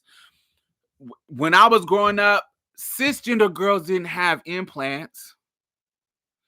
If you had implants, especially if you was black, it was very rare for a black girl especially growing up in Indiana, growing up in going to college in Mississippi, in the places that I grew up, these like red states, honey, the cisgender girls didn't have no fucking implants. They didn't have implants. That was not normal at all. You rarely saw cisgender girls with implants. Now, if you go to Miami, you go to Los Angeles, you go to New York, those girls might have had implants, but cis girls maybe. But having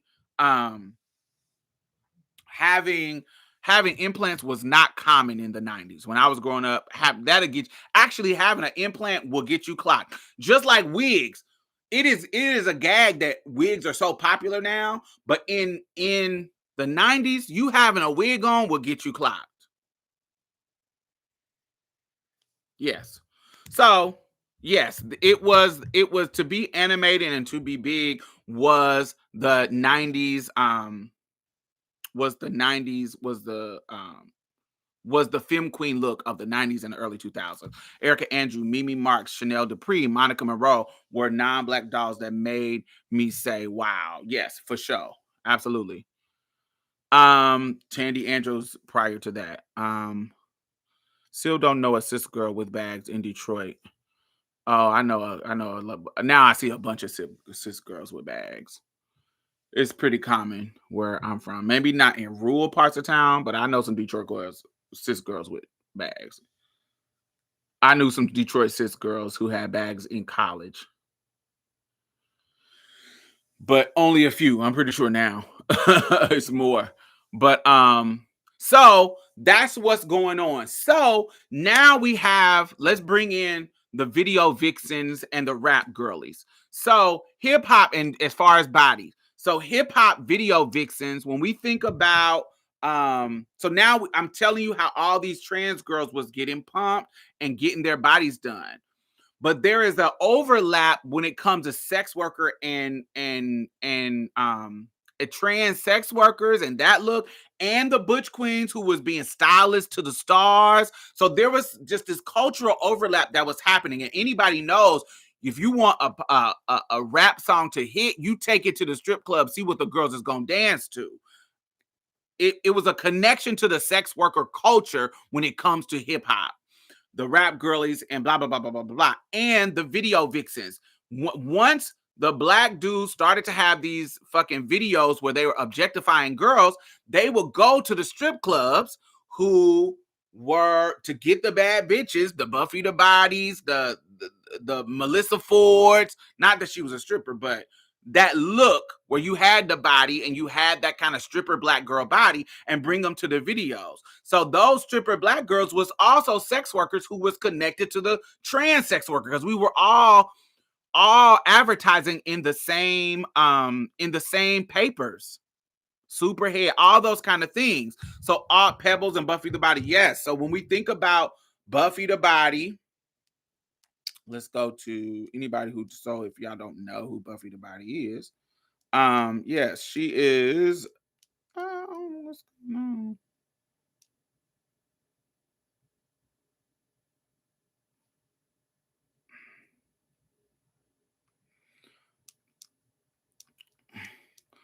You can just Google Buffy Body, but here's a picture of her.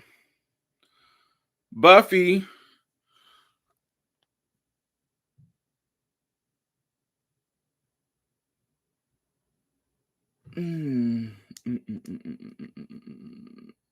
She just was stacked. She was like before Bria Miles. She was not natural.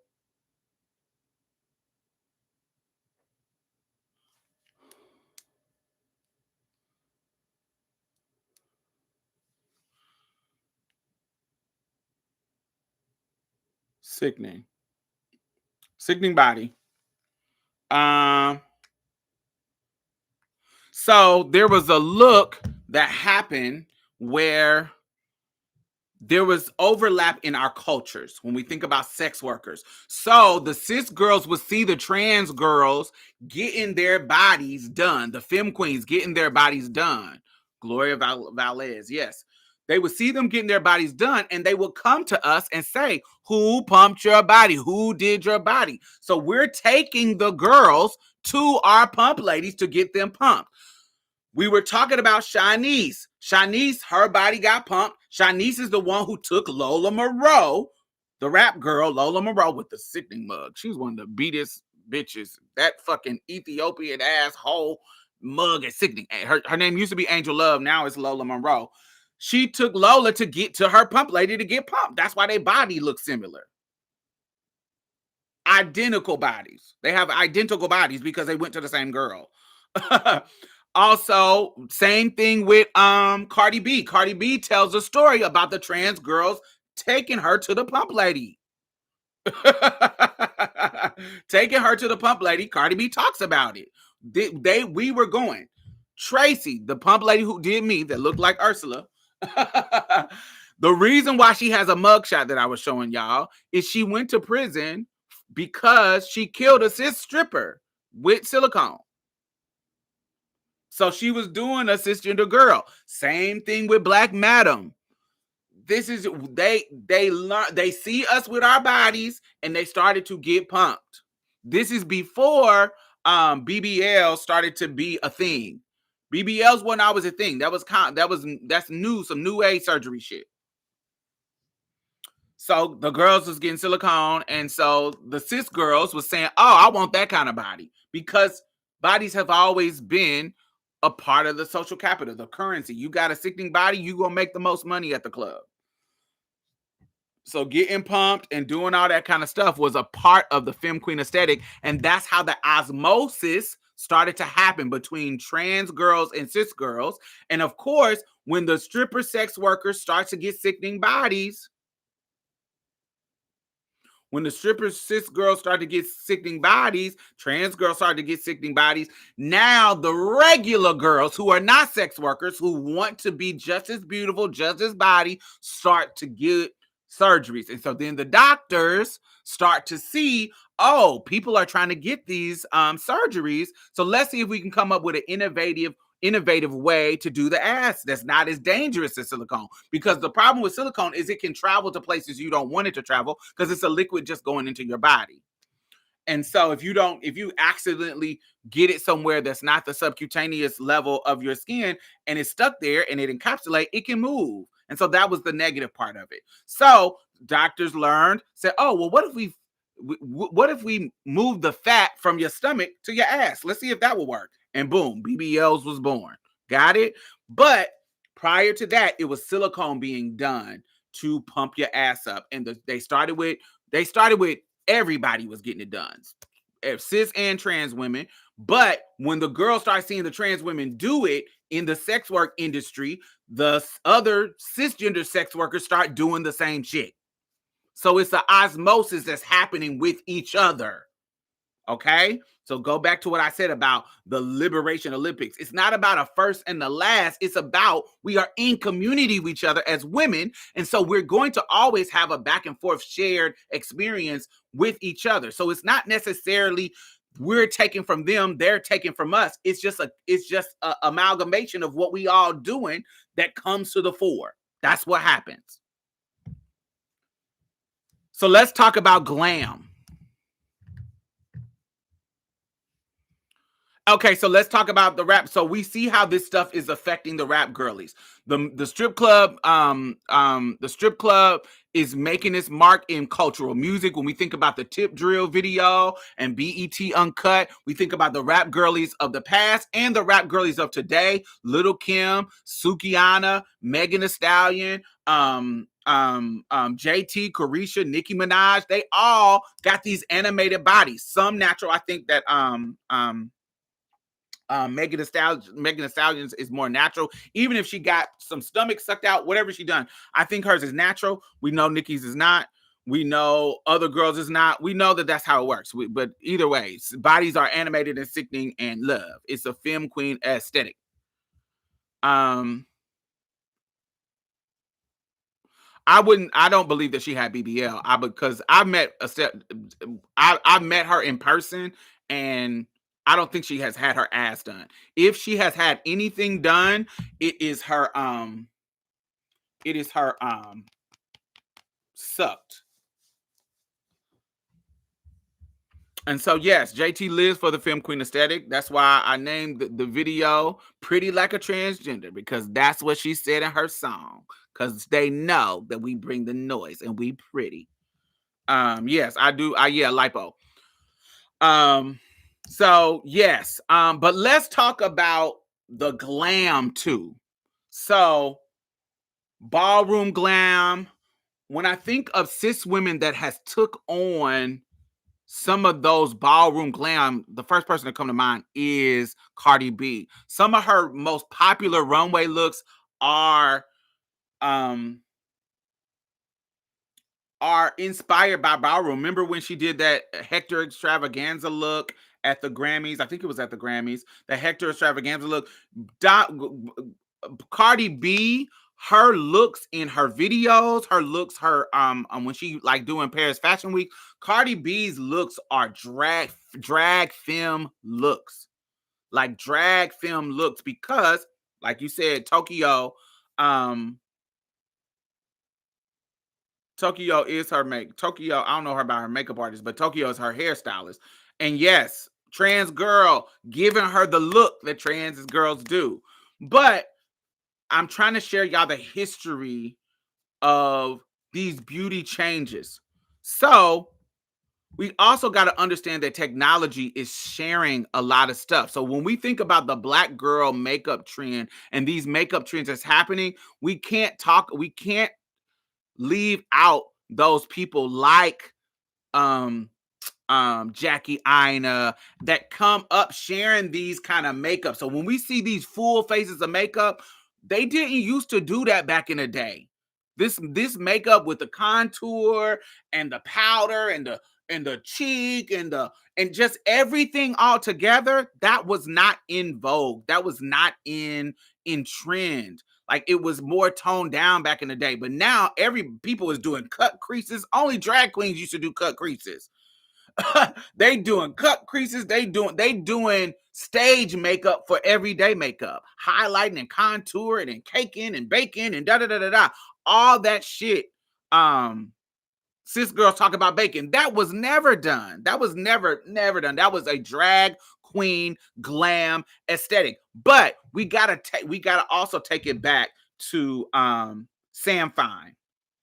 If you don't know who Sam Fine is uh he was under the tutelage of Kevin Aquan, but he was the black makeup artist coming out in the 90s and early 80s, and he had a look for black women that nobody else had. And this is his book, Fine Beauty.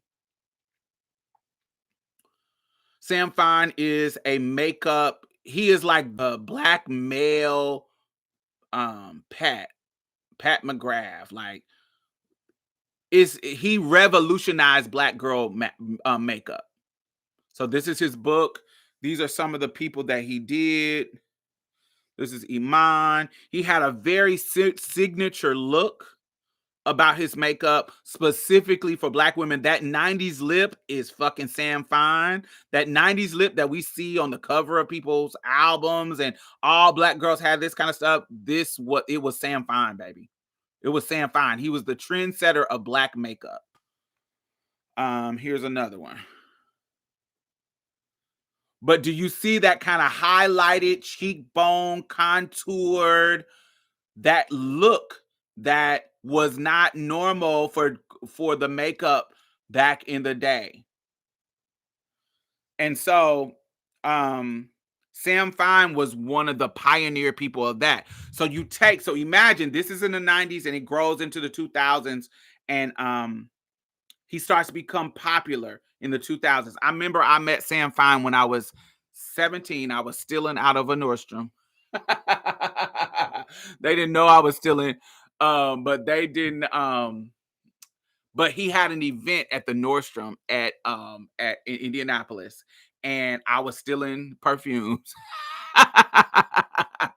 And I didn't know the event was happening, but they were over there by the perfumes and the makeup, so they were helping me distract the people because they were worried about the event. They weren't worried about me stealing, child. And so I was putting things in my purses, taking the tags I put, or taking them out of the boxes and leaving the boxes, putting in my purse. And while he was talking to me, he walked up to me, clocked my tea, because I was 17, clocked my tea, walked up to me and said, "Oh, He looked at me and said, Miss Thing, you pretty. And gave me a compliment. And he was like, but you need to lighten them brows. Lighten them brows, it will take your look to a whole other level. And I've been lightening my brows ever since. Cause Sam Fine told me to lighten my brows.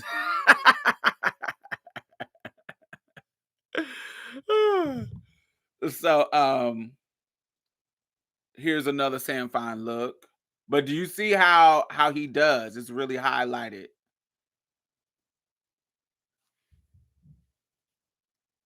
This is Sam Fine's makeup. It's a look that's just Sam Fine.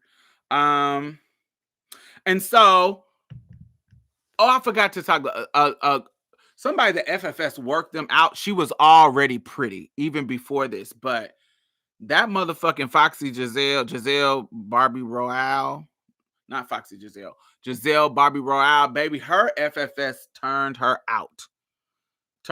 She was already pretty, but her FFS just took it to a whole other level. Jesus God. Woo. Mama's mug is punishing. Punishing. Her muggery is just sickening. Her mug is love, but it's the Femme Queen aesthetic. It is the skinny nose, diamond face, high cheekbones, flat forehead, round forehead, oval diamond face. Classic Femme Queen aesthetic.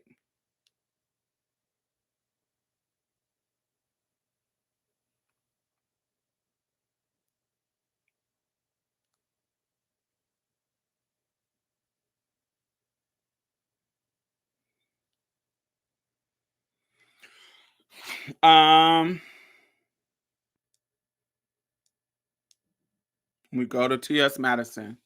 Florida girl. Body, yaddy, yaddy, yaddy. Sex kidding. We know T.S. was a sex worker, so she was into the aesthetic. She was into the aesthetic of being this sex goddess. That was her jam. And so that's why she is pumped like that. Titties and body at 5'6". Because she's not, anybody who has met T.S. Madison, she's not tall at all. She's like 5'5", 5'6". She's a short girl. Very short.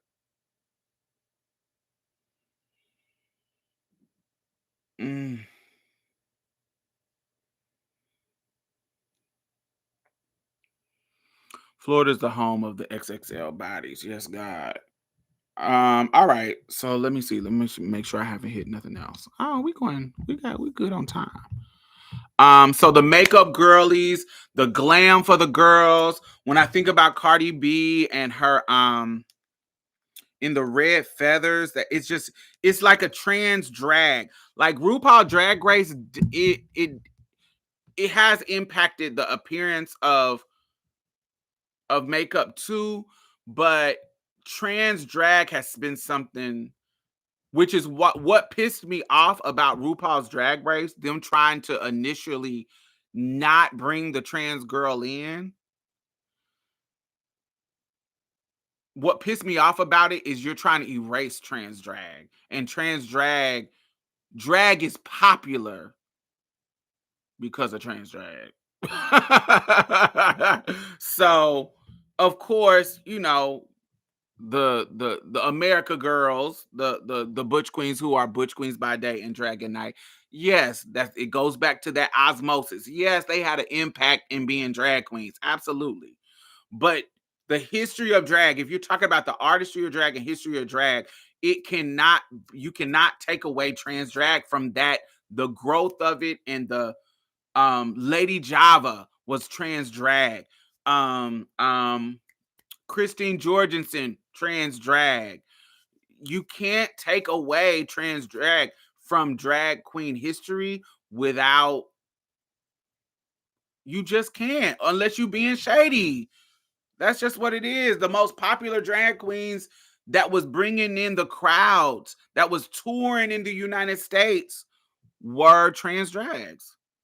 There were some other ones that became popular, yeah, but initially it was the girls.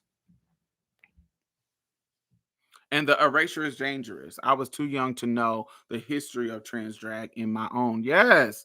Some of the iconic drag people like are trans women.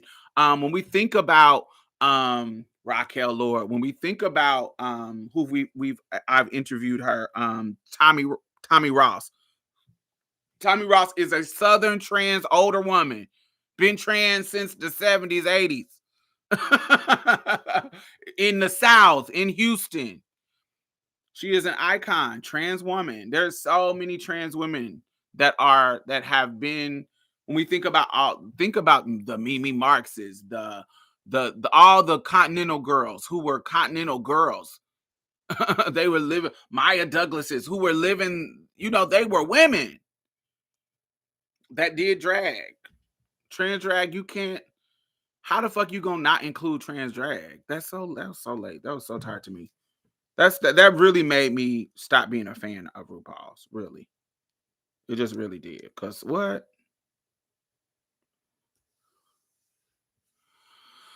Um, yes. So what? Did I want to make any more points?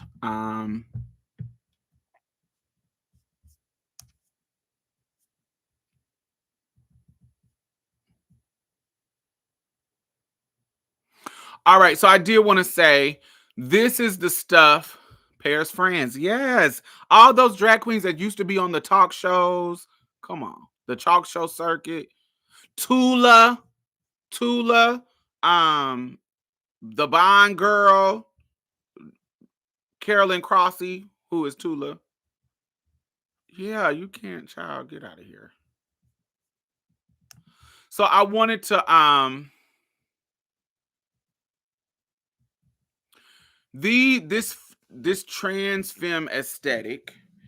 I wanted to be very, very clear that a lot of this is rooted in cis normative ideas of beauty. So, because of that, it's going to be rooted in all those problematic systems like white supremacy, featureism, colorism, and we're going to also make it our own. So, just as much as we evolve to become beauty icons and appreciate our beauty more as Black people, of course, Black trans people are going to be affected by that change in the appreciation of our beauty. And so there's going to be girls who adapt adopt a more,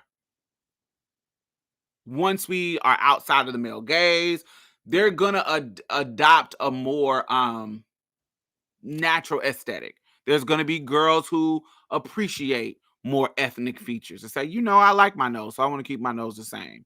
Or I might get a little tweak, but it ain't going to be tweaked to where it's pinched to the nines. It may just be a little tweak. One of those girls who I really admire her look. One of those girls, I showed her earlier. She got her FFS, and her FFS, she got the nose done. She got her brow bone done. She got the FFS, but she kept a certain look that is authentic to her Blackness. I think I showed her earlier. She's one of the first trans girls who I saw wear free form dreadlocks. This is Octavia.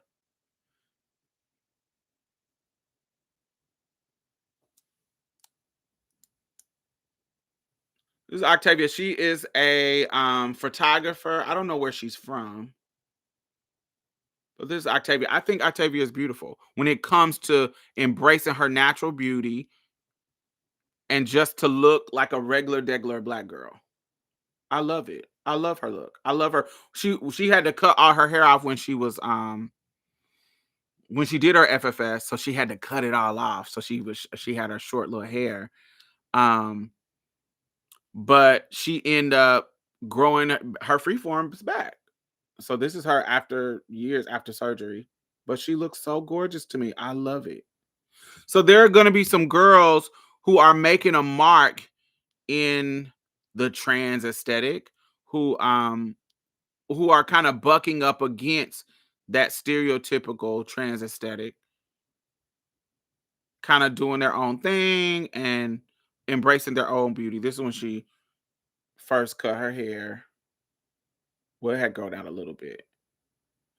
But I think we all are having a moment, just like the cis girls. When we think about um um the hair thing, the YouTube and the impact of the natural hair movement. There was a natural hair movement in the 70s, in the 60s and 70s, and there's going to be these moments where we kind of have this of um uptick of embracing our hair, and it becomes a thing. And I think that now there are way more people wearing their natural hair now. um of course, there are going to be some people who just like relaxers, but there's tons of people wearing their natural hair now. And so trans people, the trans look is evolving. I feel like it's gonna always be room for that high femme sex kitten, because that is so up under the male gaze. That feminine, that high femme, it's gonna always be somebody that's going after that, cis or trans. It's gonna be always somebody going after whatever is the most popular high femme look. Sometimes booty's gonna come in and out of style. Sometimes big titties. When we think about the Pamela Andersons, when we think about the Farrah Fawcett's, the Jacqueline Smith, the trans Tula. Uh, let's look up Tula. Just search Tula. Look at her pictures, her modeling pictures. Tula, her real name is Carolyn Crossy.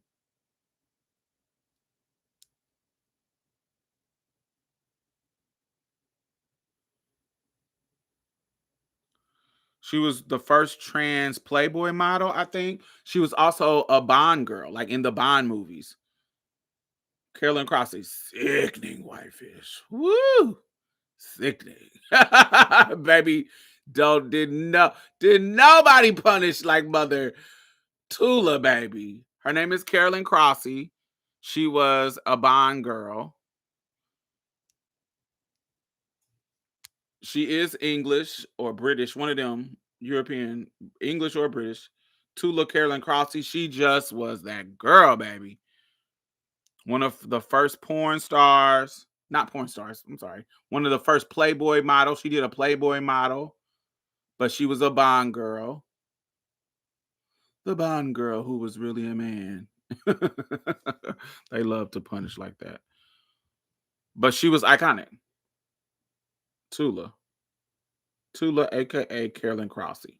There's always going to be room for the sex kitten aesthetic. She was that. She looked like Brooke Shields' child. I remember Tula for Phil Donahue. Yep, she was on Phil Donahue. And she was the classic 80s beauty, man. That looks like Glamour Shots. You remember the model on Glamour Shots? She was that girl. That looks like regular Glamour Shots. Sickening. But no makeup. Sickening. Beat. Punishing. Sickening. Oh my gosh, she look good. Iconic, man. She was given Dynasty. Coined out. Rich white woman, baby.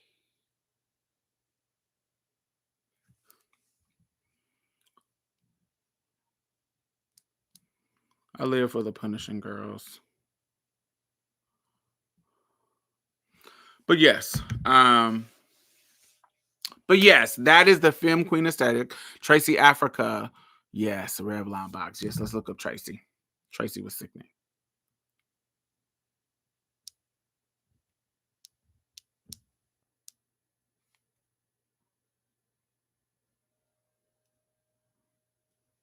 This is when she was on her Make Sheen makeup campaign.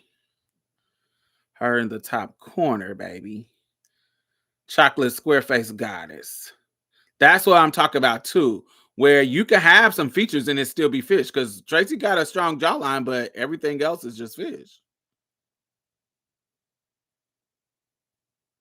Sickening. Which I would on a model that looks love. That kind of that look. Just fire.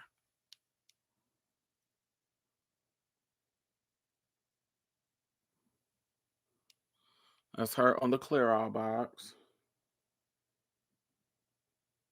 Doc Auburn, baby.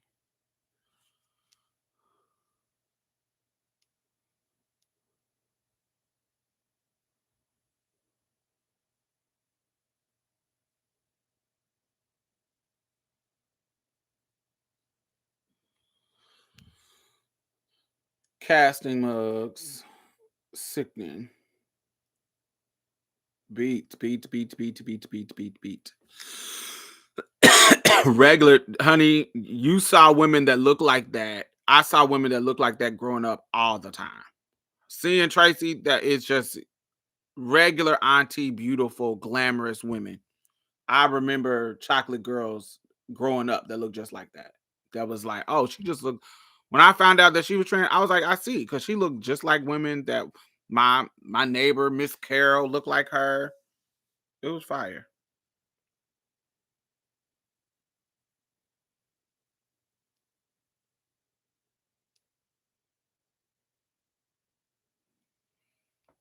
On the runway.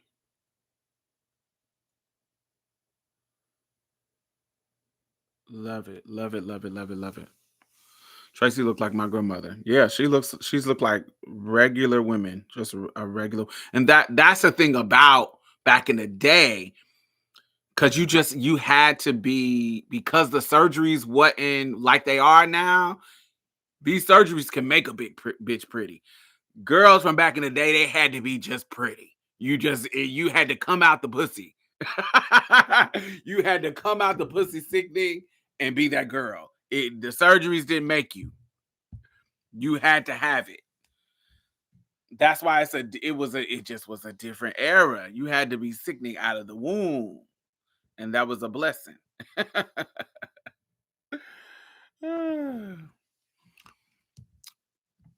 But all right, I wanted to give y'all just a history of the trans aesthetic and discuss it.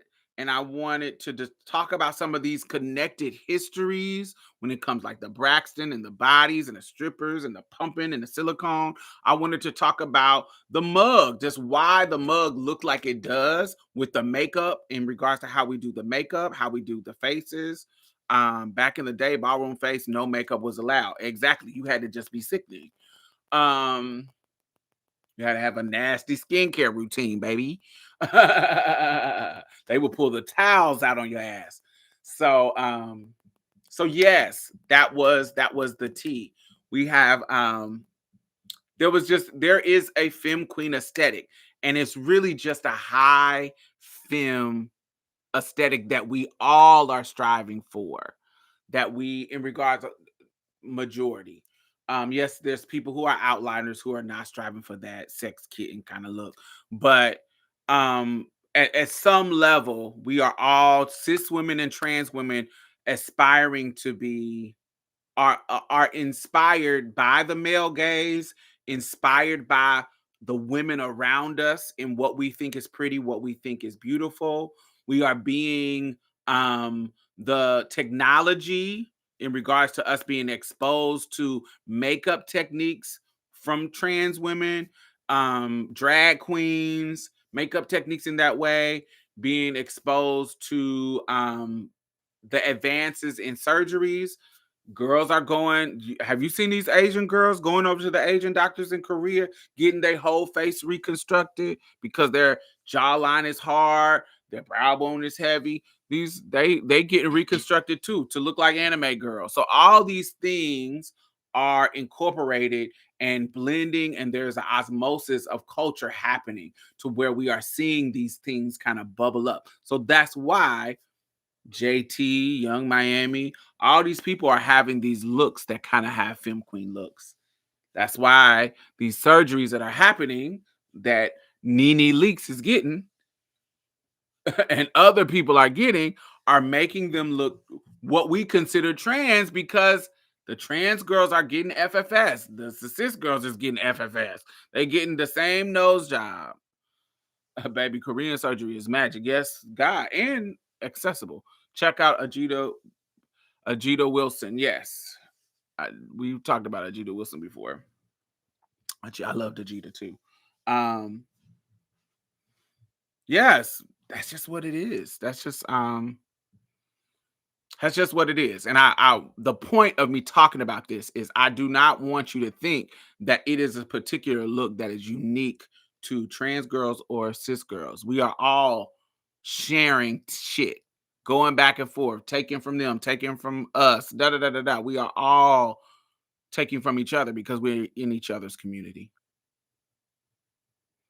And so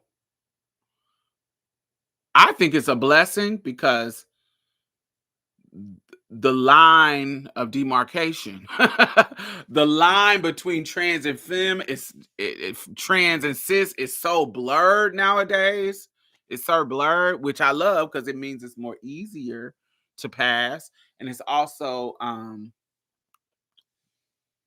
yeah, it's just easier to kind of blend in if you want to blend in. Everybody don't want to blend in, but if you want to blend in, I think this is the easiest time to blend in because the girls.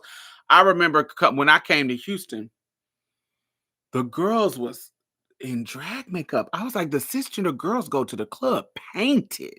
I'm talking about highlighted lashes. Like it was like, oh, y'all paint out here. Like y'all put a mug on to go out to the club. The cisgender girls now it don't. It's painted. It's way more than what I was used to from the areas that I from Mississippi and Indiana and that no girls didn't really do that. When I came to Houston, the girls were painted. It was not about just being regular plain Jane fish. It was which made it easier for me to pass because I was plain Jane.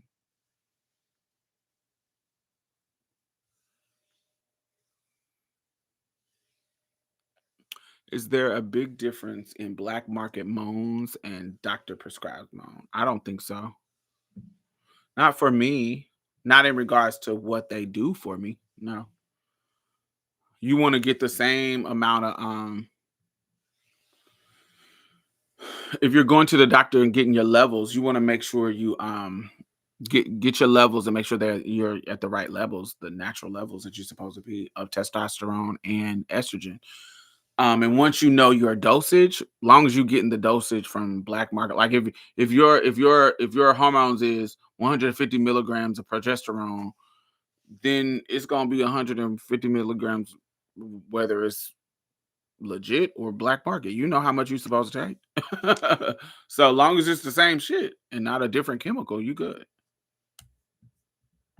Atlanta girls walk around like that in the daytime. Yes, anywhere you go in a southern city, you find the girls be painted. Once you know your doses that get you where you need to be in regards to your levels, you can use any. Long as it's the actual drug, you can use any drug. It should be the same effect. Quiet as it's kept, we're so advanced. I just need to get laser and some face sculpture fillers and call it a day. I'd be a pretty brick 10 years ago, but not now. It's regular fish. Yeah, I want to put my best foot forward. So anything the doctor can do, honey, where I wanted them to do. Well, I'm good now, but prior, I was like, oh baby, I want to be myself. I didn't want to not look like myself. That was a thing. Um, I didn't need a nose job. My nose was my nose already small. I barely can get my damn pinky in my nostrils, and this is my natural nose. I barely can get my pinky in it, so I need no baby. If they would have did my nose and made it all pinched and stupid, I would have looked a fool. So I knew I didn't need no nose job. I needed this motherfucking brow bone shave though, because from the front it was cool because she had pumped it out, so it looked good. But from the side, anytime I took pictures from the side, baby, that shit was giving, honey, Neanderthal, bitch. I was like, no, ma'am. Cut that bitch. Cuss that bitch out. Mm-mm. I didn't like it. Oh no, I'm getting me some FFS. How is it like getting seal in Mexico? Easiest seal experience that I ever had. He was you're at a doctor's office. He's using anesthesia, so you don't really feel it. You just lay there. I went to sleep one time. Just went to sleep. Just because it's you don't really feel it. you kind of you just laying on the table, and he measures you out where you need to be, and he pumps you. You don't feel it because he's local anesthesia.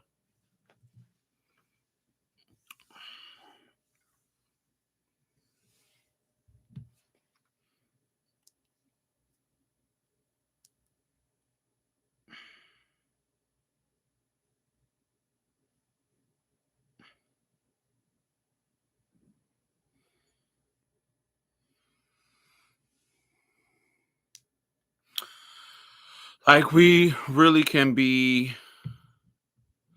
So no super glue mess in Mexico. No, the actual super glue wasn't bad. That wasn't. I don't know why people make it seem like the super glue was a mess. That actually, what the super glue was for was to close the holes up. Doctors do that. That's not something uncommon. It may not be called super glue, but the same chemicals to close your hole up what they were using. So they weren't using the super glue as the silicone. They weren't putting it in you. What they were using super glue is to close the hole and keep the cotton ball on it. So the super glue part wasn't abnormal because he did use something, but it wasn't super glue. Like some street girl. Yeah, super glue is used in legit medical stuff. Right. That wasn't, I know the myth of silicone, people confused the super glue part with like they were pumping you with super glue, and that wasn't the case. The super glue was the hole that the needle, they would close the hole up with the super glue and put a cotton ball over it. So the hole is closed up and won't leak out. And doctors do that. Real legitimate doctors do that. But in Mexico, Dr. Molina, I don't know. He used something that was just like super glue, and he put the cotton balls, and then he takes the medical tape and tape up your hole wherever you got pumped. He tape up the whole thing with tape, and you leave it on for one day. You get up, take a shower, take it off, and then you're done. Yeah. So your whole your whole bottom half is filled with pumped silicone is different than implants, right? Yes. Did he pass? From what I heard, yes. I heard Dr. Molina passed a couple of years ago.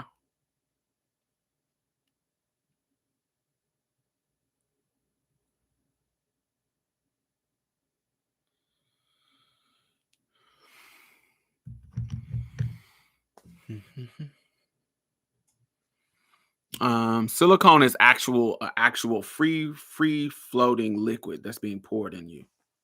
In Latin America, it's super common for legit doctors to pump you. Yes, I'm Brazilian originally, and we generally go to doctors to get pumped. Yes, that's true. All over South America. Mexico, Brazil, Colombia. From your experience, it seems like seal is not bad if used correctly.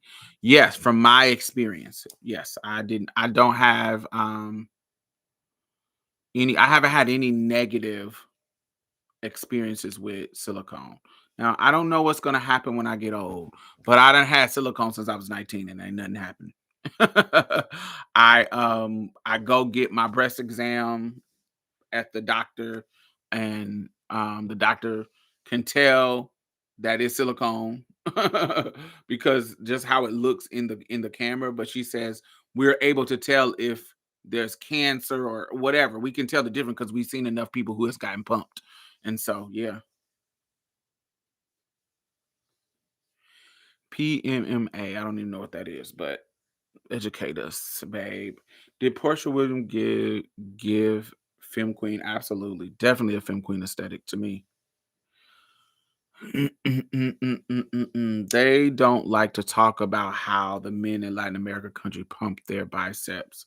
Yeah, silicone. I done seen people get their penis done. I've seen people get as far as boys, I've seen people get their um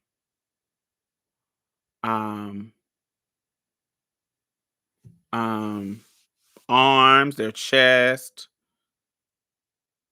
Yeah, I've seen all of that.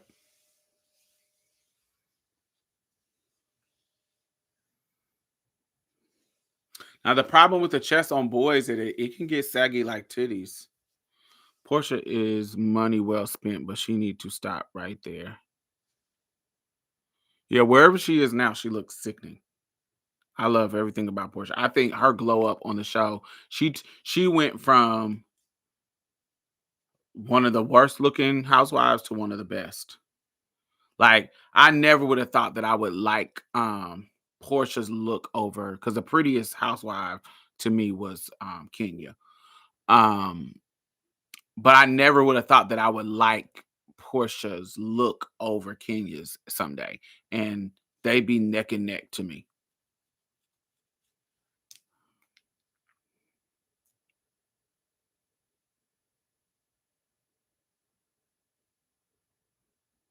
Mm, I don't know what I don't know what none of the surgeries they got. I don't know nothing about their body work. I don't know nothing about that. It's like seal, but less likely to migrate from what I was told. It's similar to filler in the US called Artifil, but way cheaper. Sickening. Portia was very preacher's daughter at the start, and now she gives video vixen. Absolutely. I did not. She looked like Jar Jar Binks in the beginning when she first was on. Um, I did. She like what she looked like a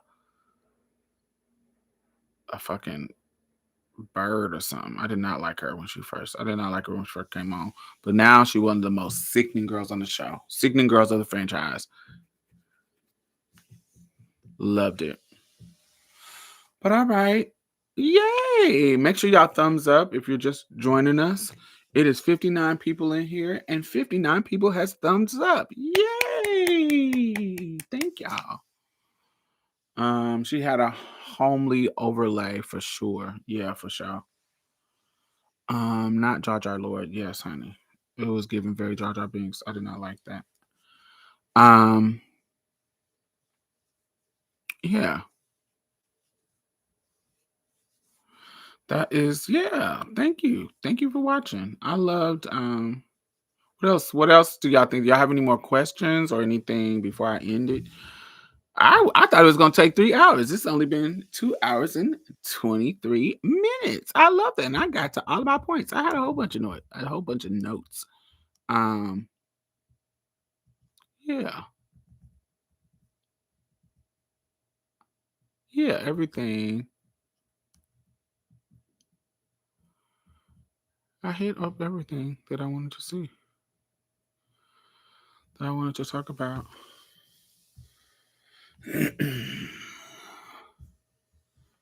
Yeah, I loved it. Love it, love it, love it.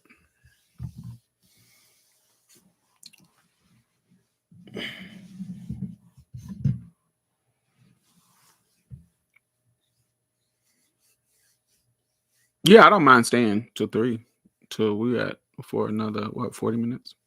Which I gotta talk about something. What we wanna talk about? What's going on in the world? Are you saving this video somewhere other than YouTube because it's a good info? Yeah, I don't really take down my lives. Only time I put the lives behind the paywall is if it gets too spicy and I'm like, I'll put it behind the paywall. How did you like the finale of Handmaid's Tale? I loved it. Only negative I felt with it. Um, Only negative I felt is I wanted to see Esther. I wanted to see Esther. I totally was flabbergasted when I saw Emily come back. I love that Emily came back. Because they were saying that she wasn't gonna come back, but she did come back, which I loved. But only loose end that they didn't close was Esther. I wanted to know what happened with Mrs. Keys. What happened to Esther? Um, but I loved it. Did Trey ask about the bodies? I'm sure they were confused how the girls had so much bodies in the 90s. Did Trey ask about the bodies? No, they don't care. As long as you got it, honey.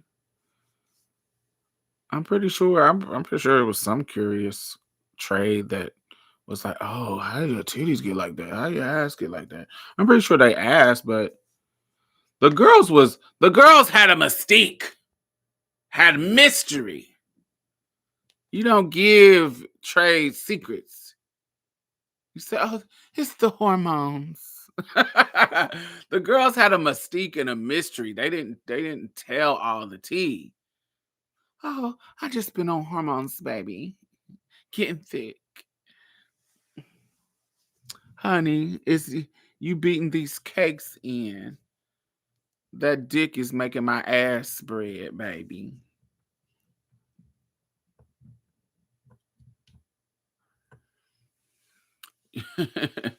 You never ask a lady. Yeah, there's some people. It's like some people that deal with it, but that might ask. I'm pretty sure I've been asked, but I don't. Back in the day, I didn't tell Trey. People didn't. I didn't tell Trey my tea. I didn't tell. Oh, hormones, baby. I always blame it on hormones. Oh, hormones, baby. Hormones. But I also don't have an animated body where my body is very in the range of natural. Like people don't be like, "Ooh, who did your body?" To me, it doesn't look like it's done. It looks regular.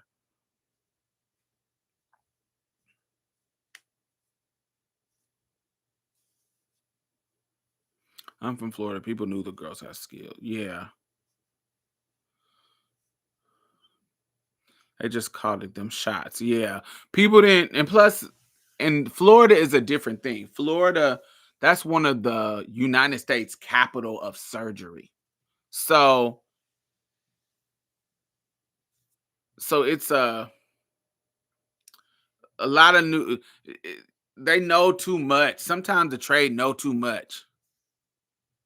Did you see the Wheel of Time got canceled? Yes, I was devastated. Hate that they canceled it. Um, yeah, sometimes Trey just know too much. They knew here in Florida. Yeah, that's what you call it just said. They just know too much. Y'all was telling them too much tea, talking too much, child. Talking too much.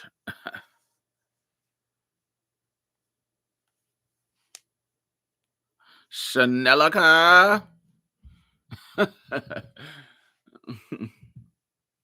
Talking too much. I didn't tell the trade nothing.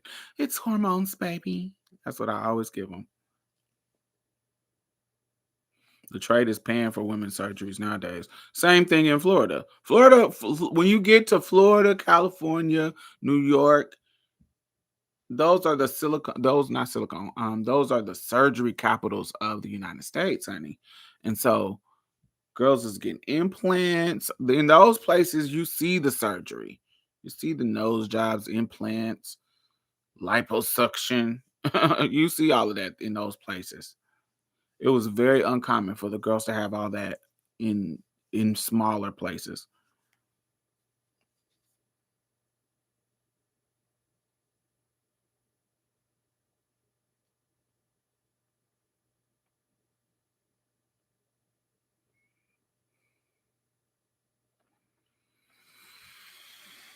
Hmm.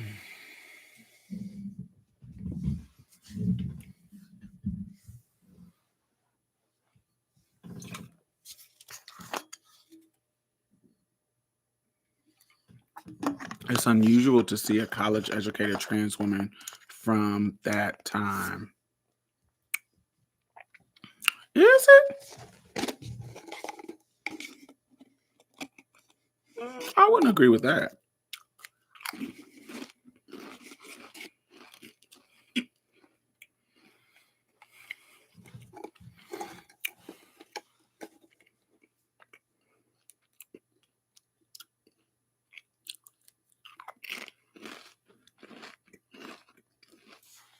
No, there was other girls who was in college when I was in college. I transitioned in college. I didn't transition in college. I transitioned in high school, between junior high and high school.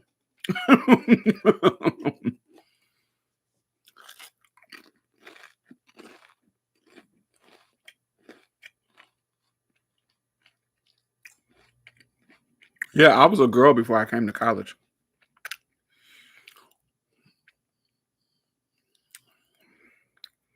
But there were girls around the country that was going to college. There was girls going to Morehouse. I know a bunch of girls that went to Morehouse that went to the boys' college and now they're girls.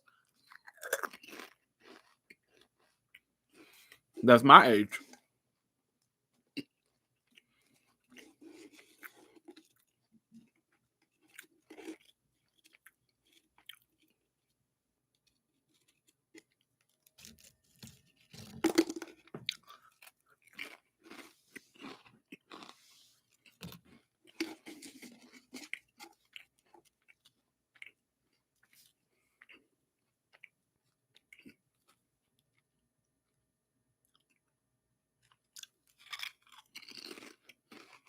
Mm.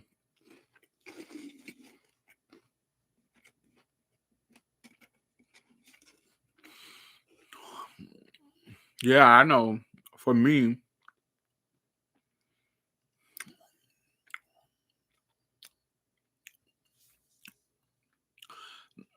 I don't see a different. I grew up around black people.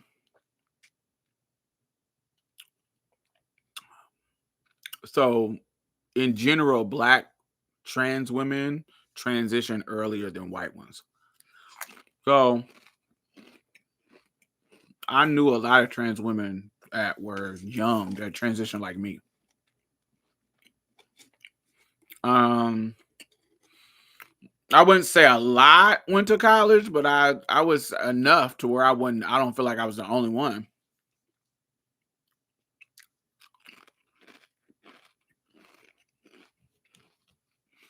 I was the first one to go to my college at the time openly as trans. But what I found out later, a year before I came,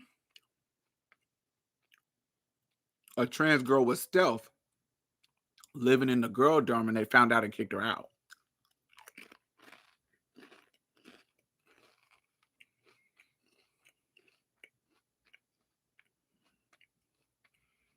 I tried to get her on the show, but she's really stealth and she don't want to get on the show.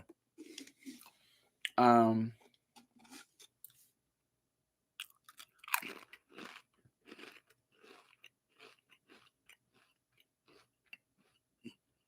there was a girl.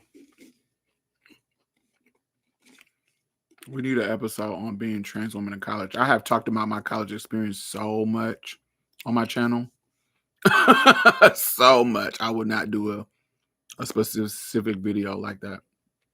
I've talked about it so much. In my past videos, you just gotta randomly find them.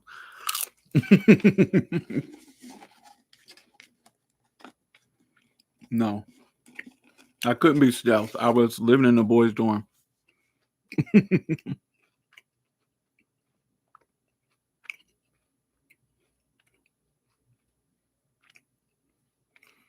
I did the white girl route and transitioned at 26.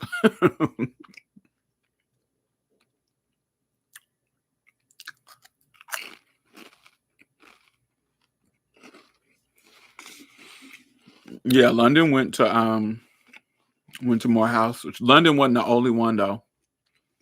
It's like 3 trans women that I know that went to Morehouse. 4.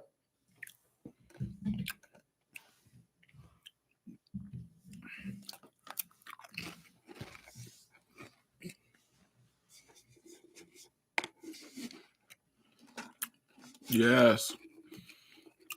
There was girls going to Morgan. There was girls going to Southern.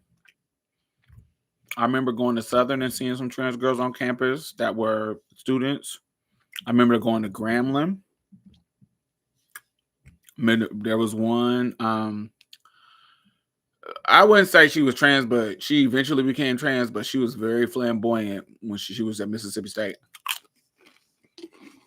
But she ended up transitioning. But shit, she might as well. She was painted.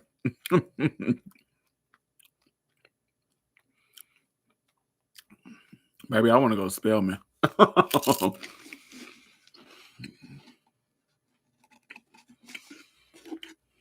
Why do Black trans girls transition early? I think because we mature early and we get more freedom earlier. And we have less to lose, less access to lose. Where white men, they got the world at their fingertips. So they usually be getting married. They usually be getting pensions. There's so much that they lose by transitioning. Usually, we ain't got nothing to lose.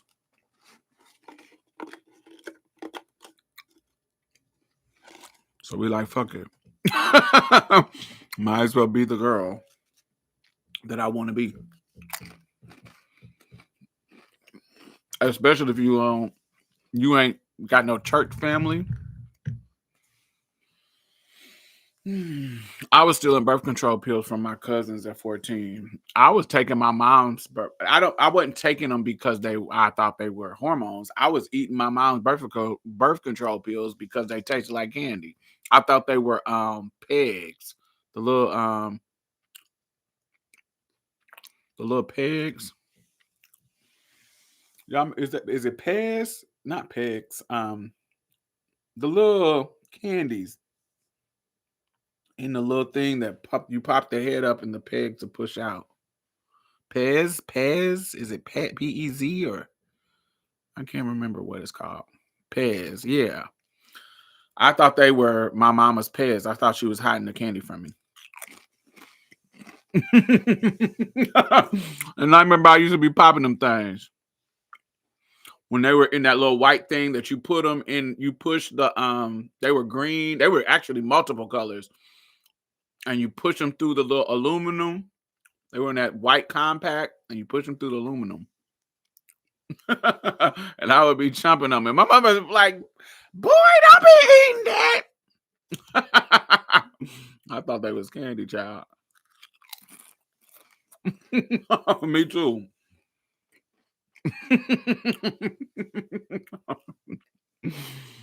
I used to pop them down. That's probably why I probably wouldn't be trans if I wasn't taking them moans when I was little.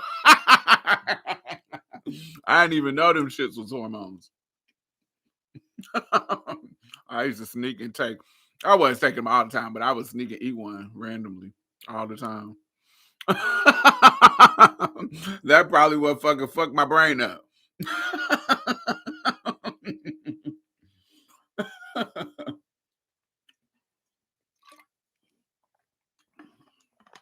I swear I used to eat them down because I thought it was candy. I didn't know they were hormone.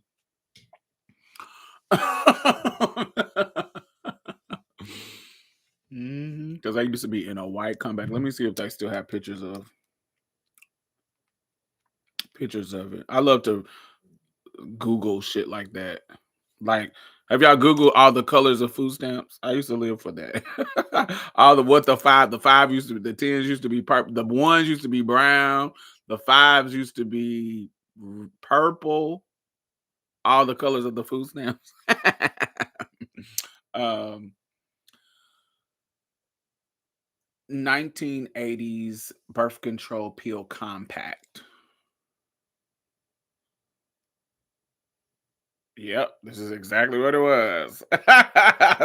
You can find pictures of every motherfucking thing. This is literally what it was. This is what my mama had. Green and pink, and some of them was pink, and it's orange and white. And I would love the green ones. Not that they was a different flavor, but I would eat the green ones because it was green. And they're in plastic, and you push down, and there's like a film, like a aluminum film, and honey, you push it through that aluminum film, and they was like sweet chalk, honey.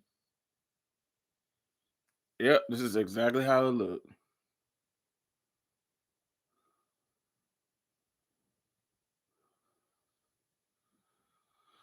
Hmm.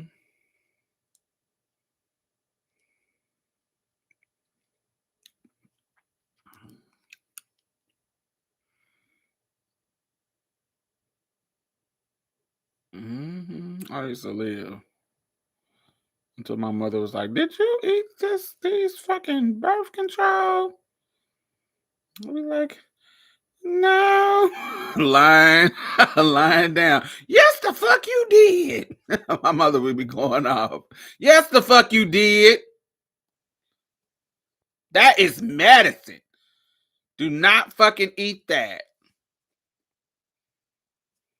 I thought she was trying to, because my mom was the type that would buy candy and not share it with us. Well, how my mother was, she was the type, she would buy you your candy, but buy her separate. So she like, we got the food stamps. What kind of candy you want? Because you ain't eating mine. When yours is gone, you ain't eating mine. So if you scarf it all down at the beginning of the month, by the end of the month, when yours is gone, don't come eat mine. That's how my mama was. She did that with cereal and candy, baby. This is my box of cereal. This is your box of cereal. When yours is gone, because you to get greedy and scarfing it down, don't come asking me for my shit. And of course, like a hardhead, I would scarf mine down. Eating the 2 balls every motherfucking day. And hers would be sitting up on the top of the refrigerator untouched. And I would go in her room. Have you opened up your cereal yet? When you gonna open up your cereal? She definitely ain't gonna let you get none if it's not open yet. When you go, and she would get her, honey, she be having the Fruity Pebbles, honey. She'll be having the sickening kind. I pick my sickening kind too, but she'll be having something sickening. I'm like, girl, why you don't eat your cereal yet, bitch? I'm not saying bitch, but why you ain't open yours up yet, girl? Bust that thing on open so I can ask you for some. Because once it's open, she'll give it. Oh, and ice cream, baby. She do an ice cream too. She'll always get her your own pint. She was like, I gave you some. I bought you one. Why you trying to eat mine? And she'll be laughing, knowing we want some. Holding out on purpose, knowing we want some. Try to go in there and sneak in the refrigerator, and we'll see her, knowing we waiting. And she, as soon as she go in there, grab it. Get out of my face. You already ate yours up. Oh, I miss my mommy. Get your ass out of my face. You already ate yours up. You already ate yours up. Did you give me some of yours? Nah, you didn't. You ate it up. Why I gotta give you some of mine?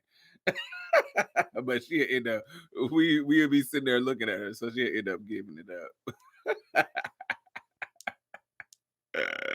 That's so funny.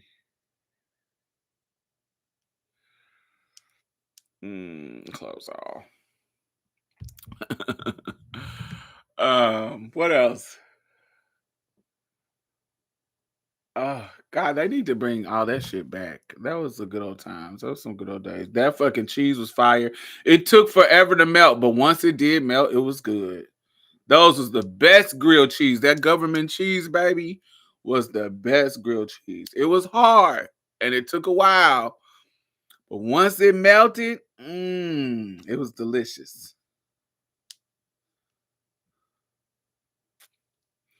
But baby, all that shit stopped. My mama's favorite line was, "Damn, I can't have shit around y'all." That my mama said that too. Can't have nothing for myself.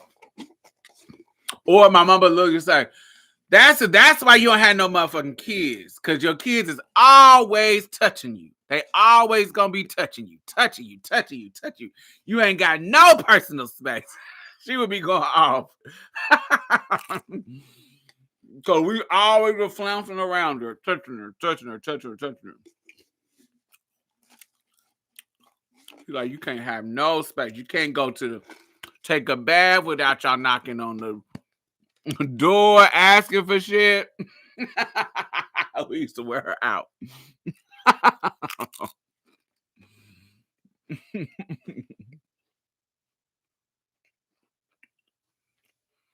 To me, your baby brother looked just like your mom.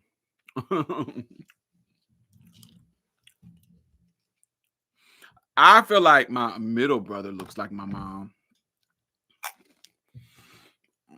I feel like I have my mom's nose. It's just smaller than hers. I think we have the same nose, we're just smaller. But I think, especially as we get older, man, I think my middle brother has looks just like my mom. See him? This one? This one right here? I feel like he looks just like my mom. But especially as he's gotten thicker and older.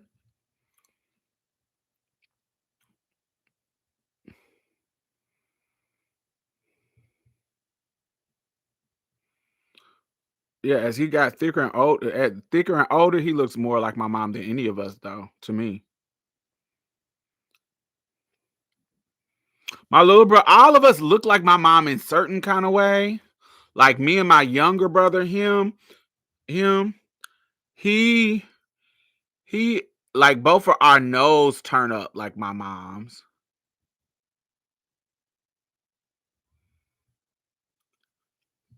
But,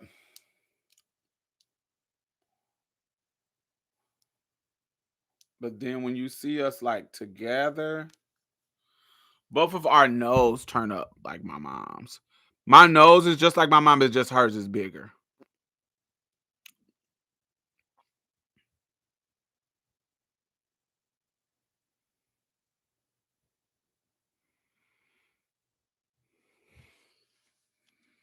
And this is us all. This is me and my little brother, my middle brother.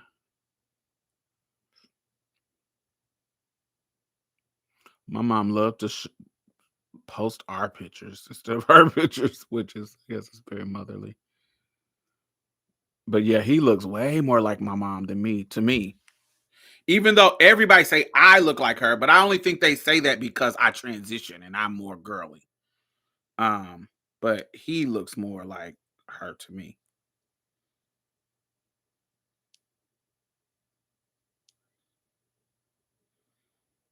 See if I can. This is us all kind of together with my grandma.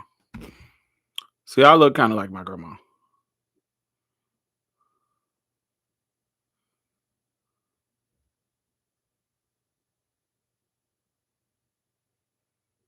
But yeah, my middle brother looks more like my mom to me.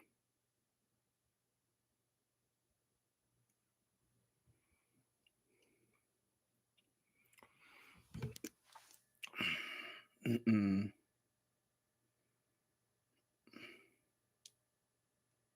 This is a close up of all of us.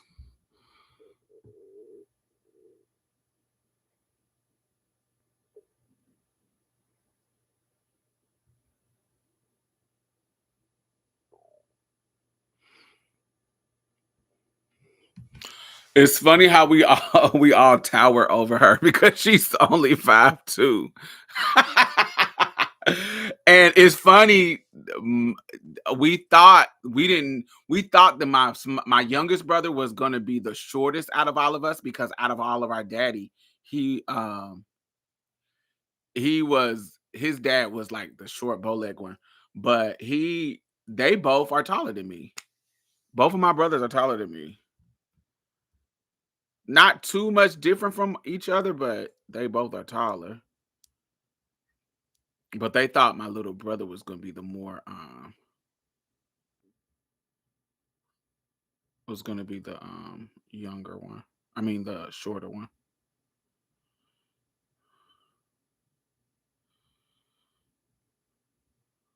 But yeah, here's that picture, but with more of our face showing.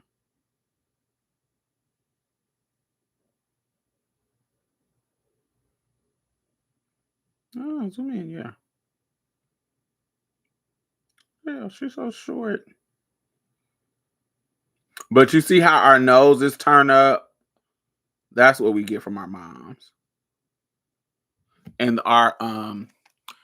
our with my mom, my nostrils are more forward facing. Like some people nostrils are like that, where it's like you got to lift the head up to see the nostrils. But mine, just me looking straight forward, you can see like in upside up my nose. I get that from my mom because my mom nose is just like that, where you can just see up her our nose just by us looking forward. Yeah, I love my mom.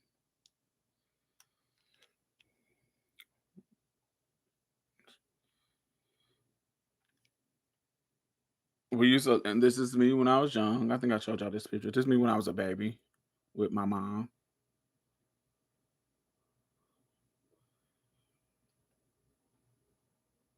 She got her little her little drawn on eyebrows. And this when my mama didn't have no titties. I ain't never known my mama had not had no titties. Her titties always been big, but this when she didn't. When she first, she said, "Honey, them titties didn't come to that second baby." She was like, "You, honey, your fat ass didn't let me get no titties, baby. You was sucking them down." She was like, "Baby, you was sucking my milk like it was, honey, running out." She says, "Well, my teeth, my teeth didn't get to get big because you was always emptying them."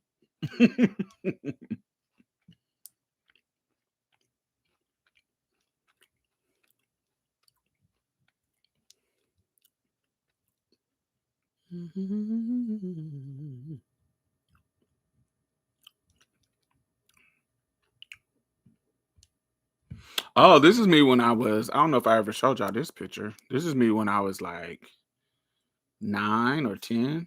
10. 10. Me and my middle brother with showing our shoes that we got for Christmas. My little brother got Jordans, I got the Adidas, and I don't know what Jordans them was. Both of them got Jordans, but I didn't want no Jordan. I look so cute. And my brother looks so cute. This is my favorite picture of me and my brother. There's another picture that I can't find. I loved it because I was shirtless, and me and my brothers was on the balcony, do with our arms up like this, and I don't have a shirt on, and I don't remember having a picture of me as a kid with no chest. I don't remember having. I don't remember where the pictures where I ever if I ever had a picture of that, and so it was one of my favorite pictures. But we lived in Boston, and I was on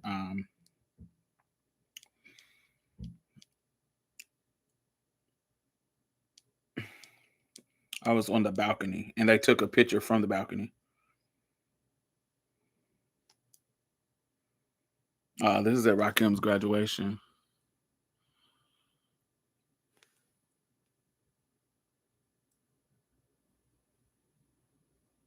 My brothers are so handsome. I love them. They so cute.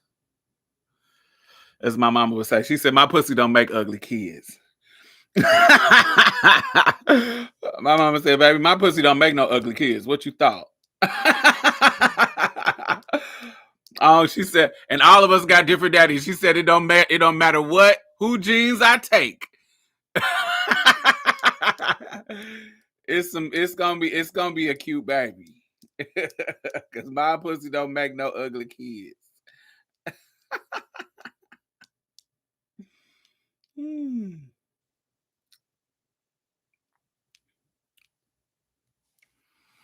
I'm envious of people who were beautiful their whole life. Oh, thank you.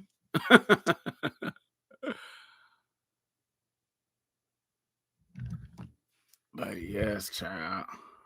My little brothers. I'm really, really proud of them actually. They grew up to be really good men. Like they are really out here in this, both of them live in the suburbs. They got fancy houses that they own. They are with their wives, married, all the typical straight people shit. They are taking care of their kids, living in the house in two-parent household. It's like, wow, all the stereotypical straight boy good man shit. Paying all the bills. Well, my middle brother, he's paying half the bills, I think. But both of their wives work, but they can afford to pay all the bills if they wanted to, but their wives contribute. Do you want children of your own? I do not. I do not. I want to be child free, baby. Let me play you the song that I wrote about that. uh Can you adopt me? Baby, I don't want nobody's kids. I raised my brothers. I have had enough of children's. Why is my thing not working?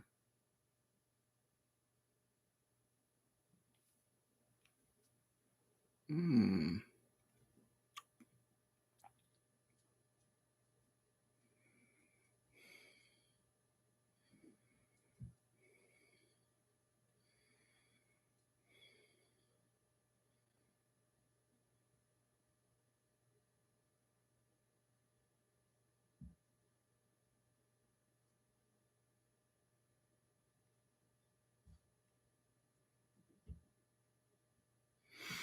Um, I've been watching you since I was middle school. I'm 28 now. Come on.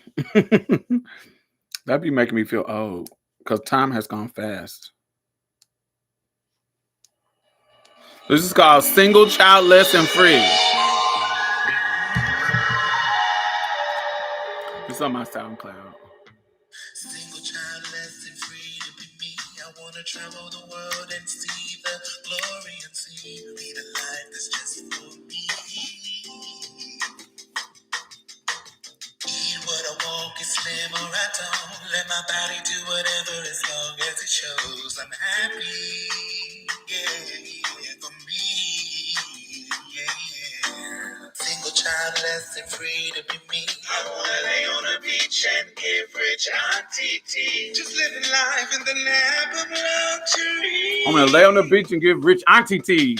Wake up when I want to stay, sleep if I don't. Let my body do whatever as long as it shows I'm happy. Yeah. Let my body do whatever, baby, as long as I'm happy. Yeah. Enjoy a one night stand. Or a girl. And or pearl. Or twirl with both. I can stay home under covers alone, not watching a tone that you just wanna take wrong. On the clock, I think now. But what about money? Even when my money's getting funny, I can spend it on me and not worry in the morning.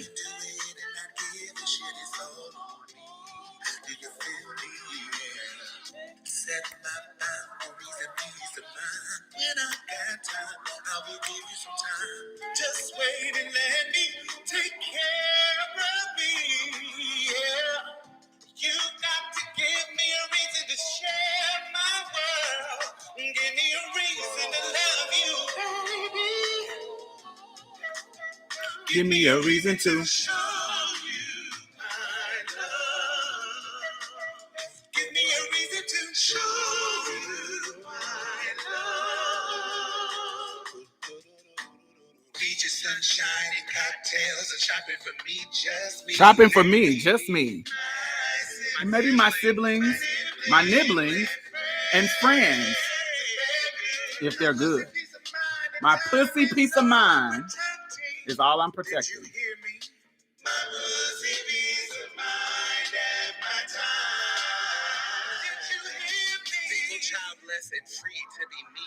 Ate up like Girl Scout cookies and collard greens on Thanksgiving, but I'm quitting giving and giving and giving and giving and giving.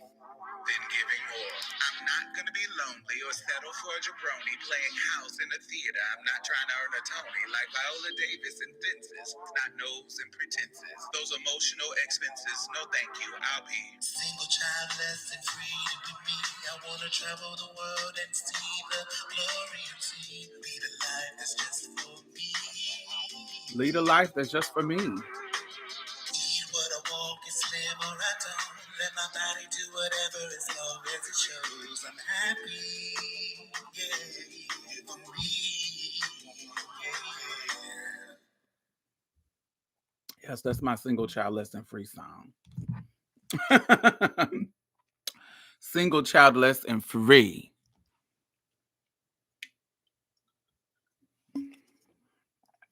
That juice was so good. Yes, let me pour a glass of wine and vibe out. Period.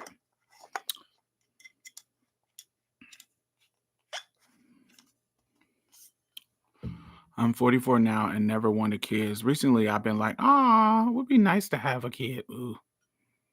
Mm-mm. I think I went through a baby fever when I was like 33, 34, maybe, but then I got over it. I think I had some baby fever like early 30s. And then I was like, "Oh no." Then I looked at how much daycare costs, childcare.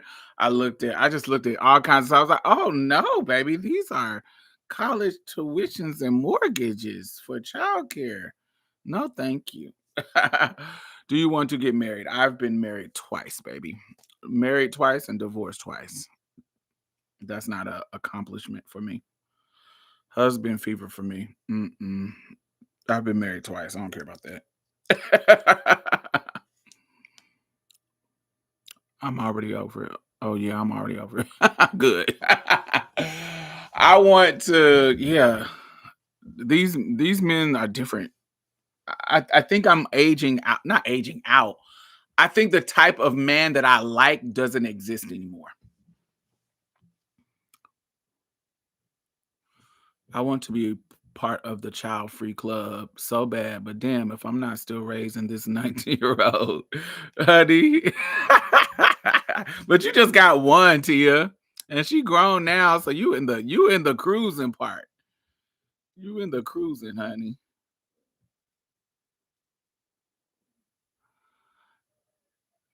As my mother said, marriage is like prison. Some people do better in than others. Marriage is for visa purposes. I have a hubby fever too. I see. There is something like when I travel, I would love to have a man that I can travel with. There's some things that I do when I travel that I want to be on the beach on a towel with a nigga rubbing my ass as I lay on my stomach on the sun. I want to be, you get what I'm saying? It's certain things that I want to do with a partner that I fantasize about, but all the stuff leading up to that, I don't have the patience that it takes to date and find a man. I date for fun, go out to dinner with people. I date, but I'm the type soon as some bullshit happen, oh child, I'm done. I'm done talking to you. As soon as any red flag, I'm not somebody who just let them slide no more. I used to just let it slide just to have the fantasy. Oh, da, da, da, da. No. As soon as there's one red flag come up, I'm out of here. How long were your marriages? 5 years. And the other one, both 5 years.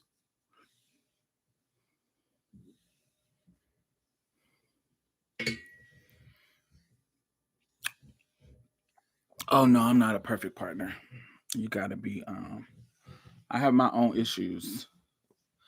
I am definitely not a perfect partner. I don't be cheating, but I definitely have a lot of demands.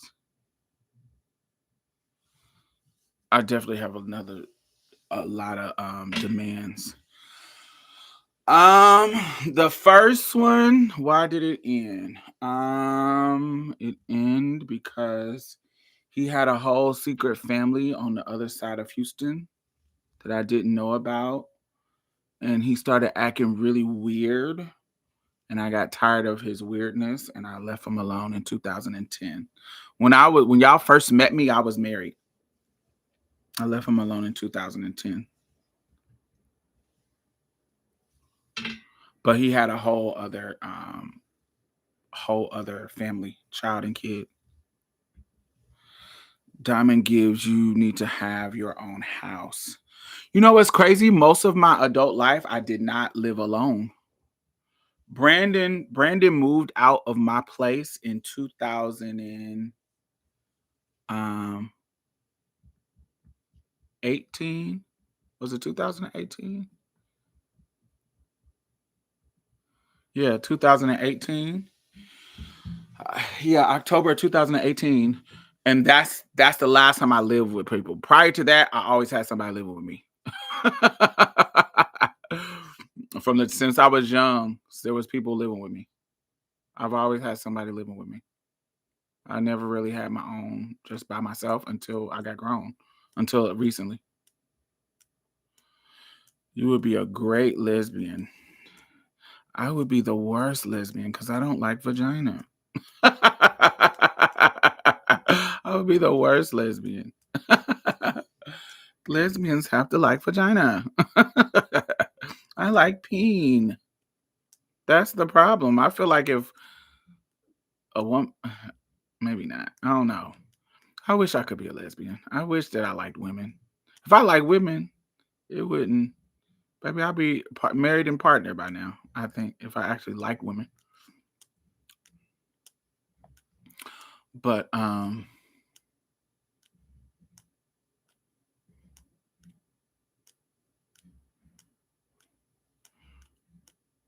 I wish I had the luxury like some of these trans women out here who like everything. I just don't. I don't like everything. I'm pretty sure I could make it work. Like if somebody was like if, but for me to mess around with somebody with a vagina, all the cards got to align. You have to have a great personality. You have to approach me in a certain way. It's just a certain, you got to catch me at the right time. It's a certain type of personality. I think I could explore the idea of being with a woman and it might grow into something, but they have to have the perfect you can't, I can't, you can't feel like, I can't feel like you're a woman. Like you can't give me that feminine energy because it's going to turn me off. What year did you start in Trans Heart? I felt like it was before 2010. It was. I started my YouTube channel in 2008. And so in Trans Heart probably started 2009.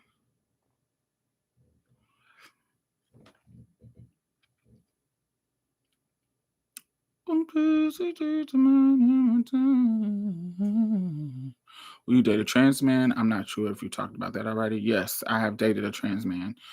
I have dated one seriously for 3 weeks. Didn't work out. He said I was too emasculating. Um, because I called him a bitch for being misogynistic, which is crazy. It's like you acting like a bitch. So, um,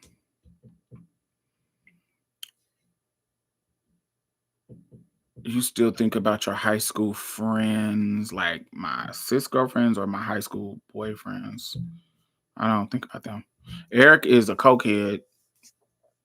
Eric is a cokehead now, a cokehead little chef. Not a chef, but like a little. He work at the gay big one. Mario's dead. Mario died in 2014. So I still have Mario's on my altar. Um, I think about him sometimes. Different things remind me of him. Um, um, yeah, that's the only serious relationship, not serious relationship, but serious dating I ever took was with a trans man. It lasted 3 weeks. I also married him. Now our marriage lasted for 5 years, but our relationship lasted for 3 weeks. Because I married him for business purposes. And we just got divorced in 2020. 2020, yeah.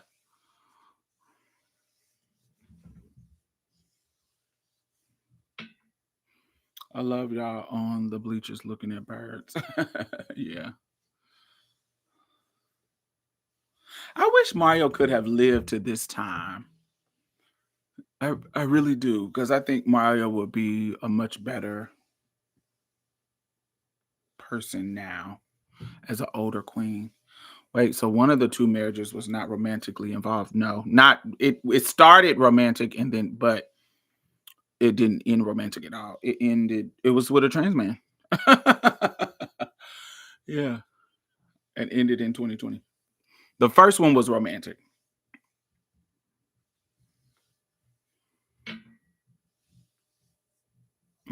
Sun, moons, and stars. Gotta get it. You need a book. I do. I do. I do. You have lived. I have. I have. I definitely have lived a life. Lived a life. Lived a life.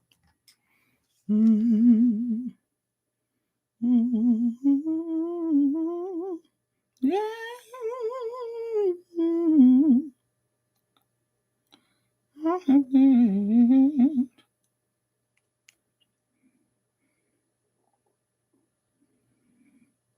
I have lived. I definitely have lived.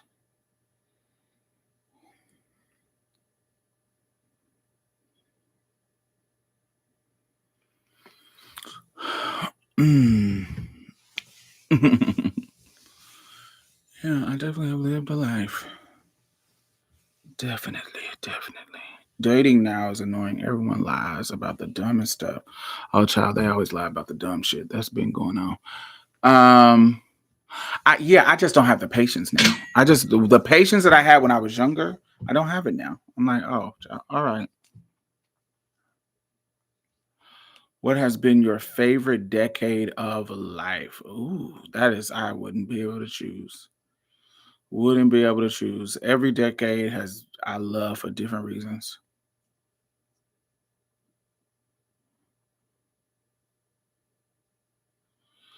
What about Tyler Perry's writing did you hate about Straw? The flow of the story wasn't real. The flow of the story wasn't realistic. Didn't do any research on police proceedings when it comes to hostages, when it comes to um somebody murdering somebody. None of that shit followed the protocol of what happens in a bank when they're getting robbed, about how negotiations work. Like all some of the, it just was that shit was just so unrealistic and poorly written and poorly researched. I love the idea of what he was trying to do, but it just didn't work because you ruined it by not doing your research on how those things work and making it fit within the story. He's just not a great writer. He's just not. I feel like you've had your ex-husband on your channel before. No, I have not had any one of my husbands on my channel. Only person who I've had on my channel that I have dated is Jamarcus, um, Denethan. I've had some of my trade on Marsha's plate. There's a there I have two trans attracted men on my channel. Troy, I've never dated Troy, but there's another one that was on Marsha's plate named Jay that I put. I don't know what the episode is called, but that's a trade that I've been fucking around since '07. And I wanted him to talk about our experience together. And he was on Marsha's plate. I don't know what episode it was, but it's something. Um, hey Phoenix, how are you? Um, it was I can't remember episode it was, but it was one of the early episodes. But he was on there and we talked about our experience since him being down low, him growing out of his down low and being honest with cis women that he dates, and us basically how our relationship evolved. Am I the only one that couldn't really follow it? Because it was boring. I want to say boring, but it was just all over the place. It just wasn't right. It's just not good. Why do you think so many people liked Straw? I think people like the idea of it being a black woman's story, but a raggedy black woman's story, I'm not gonna praise it. I like the idea, but it wasn't executed well, and I'm able to separate wanting the story as opposed to it still being told well. It wasn't told well. I know what you were trying to do, but it just wasn't executed well, so I just didn't like it. I'm immature, and I was cackling at the wrong parts. um, Tyler often uses a hammer where a scalpel is needed. He often beats the message over your head. Yes, I totally agree. I think that there is a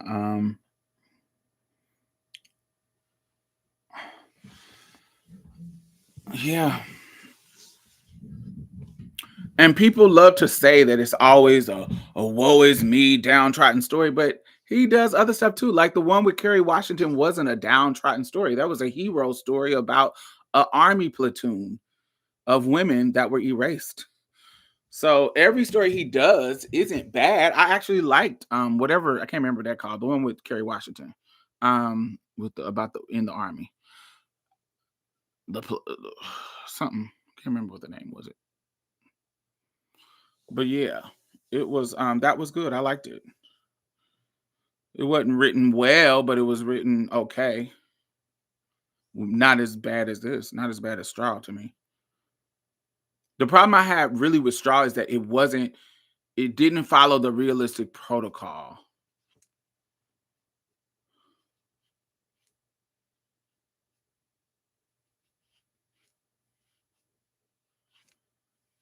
Yes. Yes, that was so late. Naira, that was so late. That was so late. Feeling like he is good soap opera storyteller. Yeah. I feel like with the realistic stories, like with the stories based on real shit, he's good at it because he's trying to tell the real story that happened and then kind of fill in the blanks with dialogue. I think he can really do that good. Um,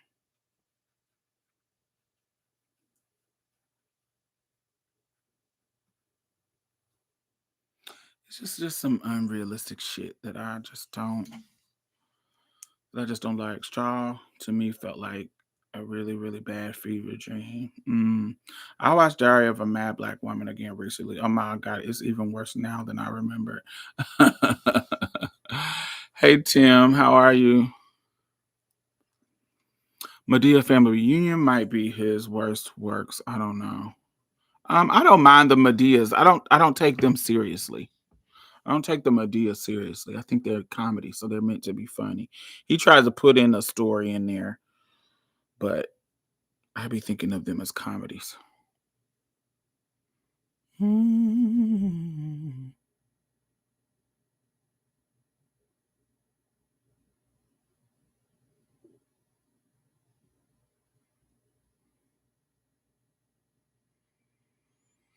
If and when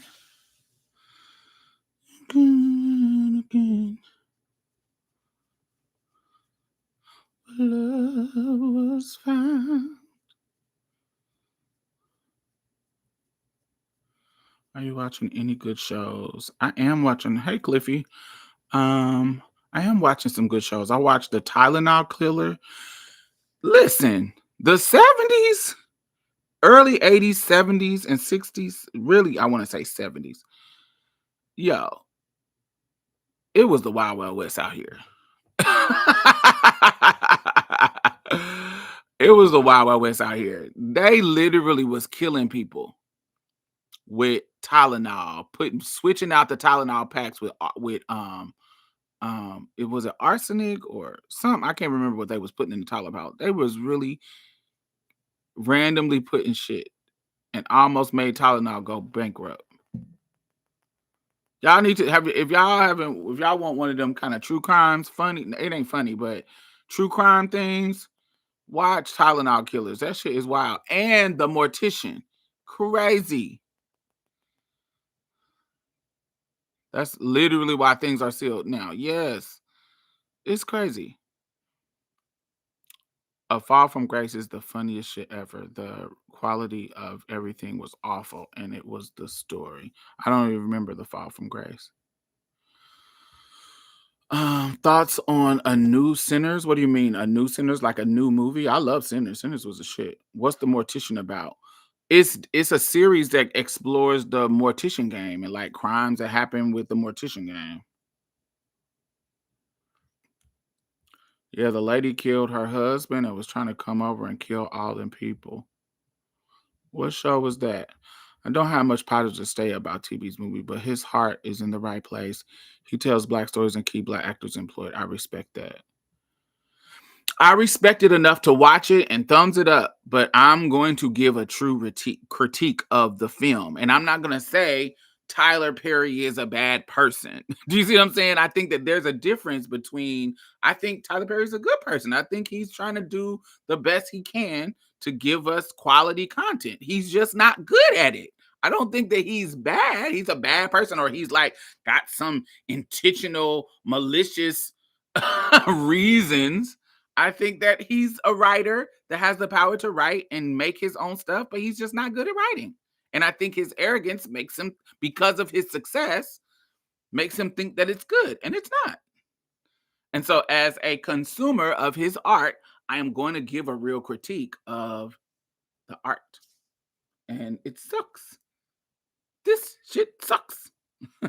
as Chi Chi from um Tu Wong Fu says. It sucks. I wish he could take a college, but I mean, think about it. He is a playwright, a hood chitlin circuit playwrighter that the aunties love, and so he became this bigger thing. And I he done grew from being a chitlin circuit playwright to having the black man with his own fucking studio. That is admirable, like crazy. That is so good.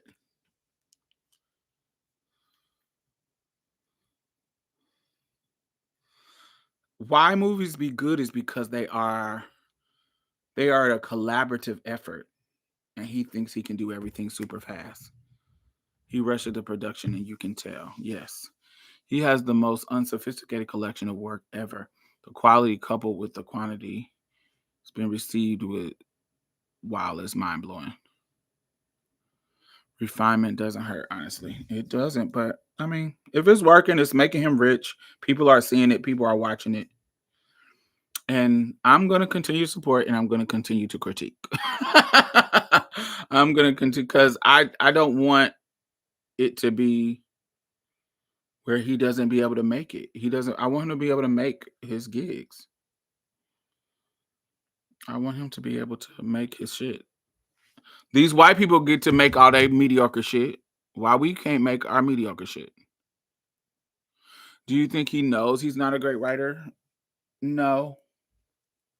I think he's learning as he goes.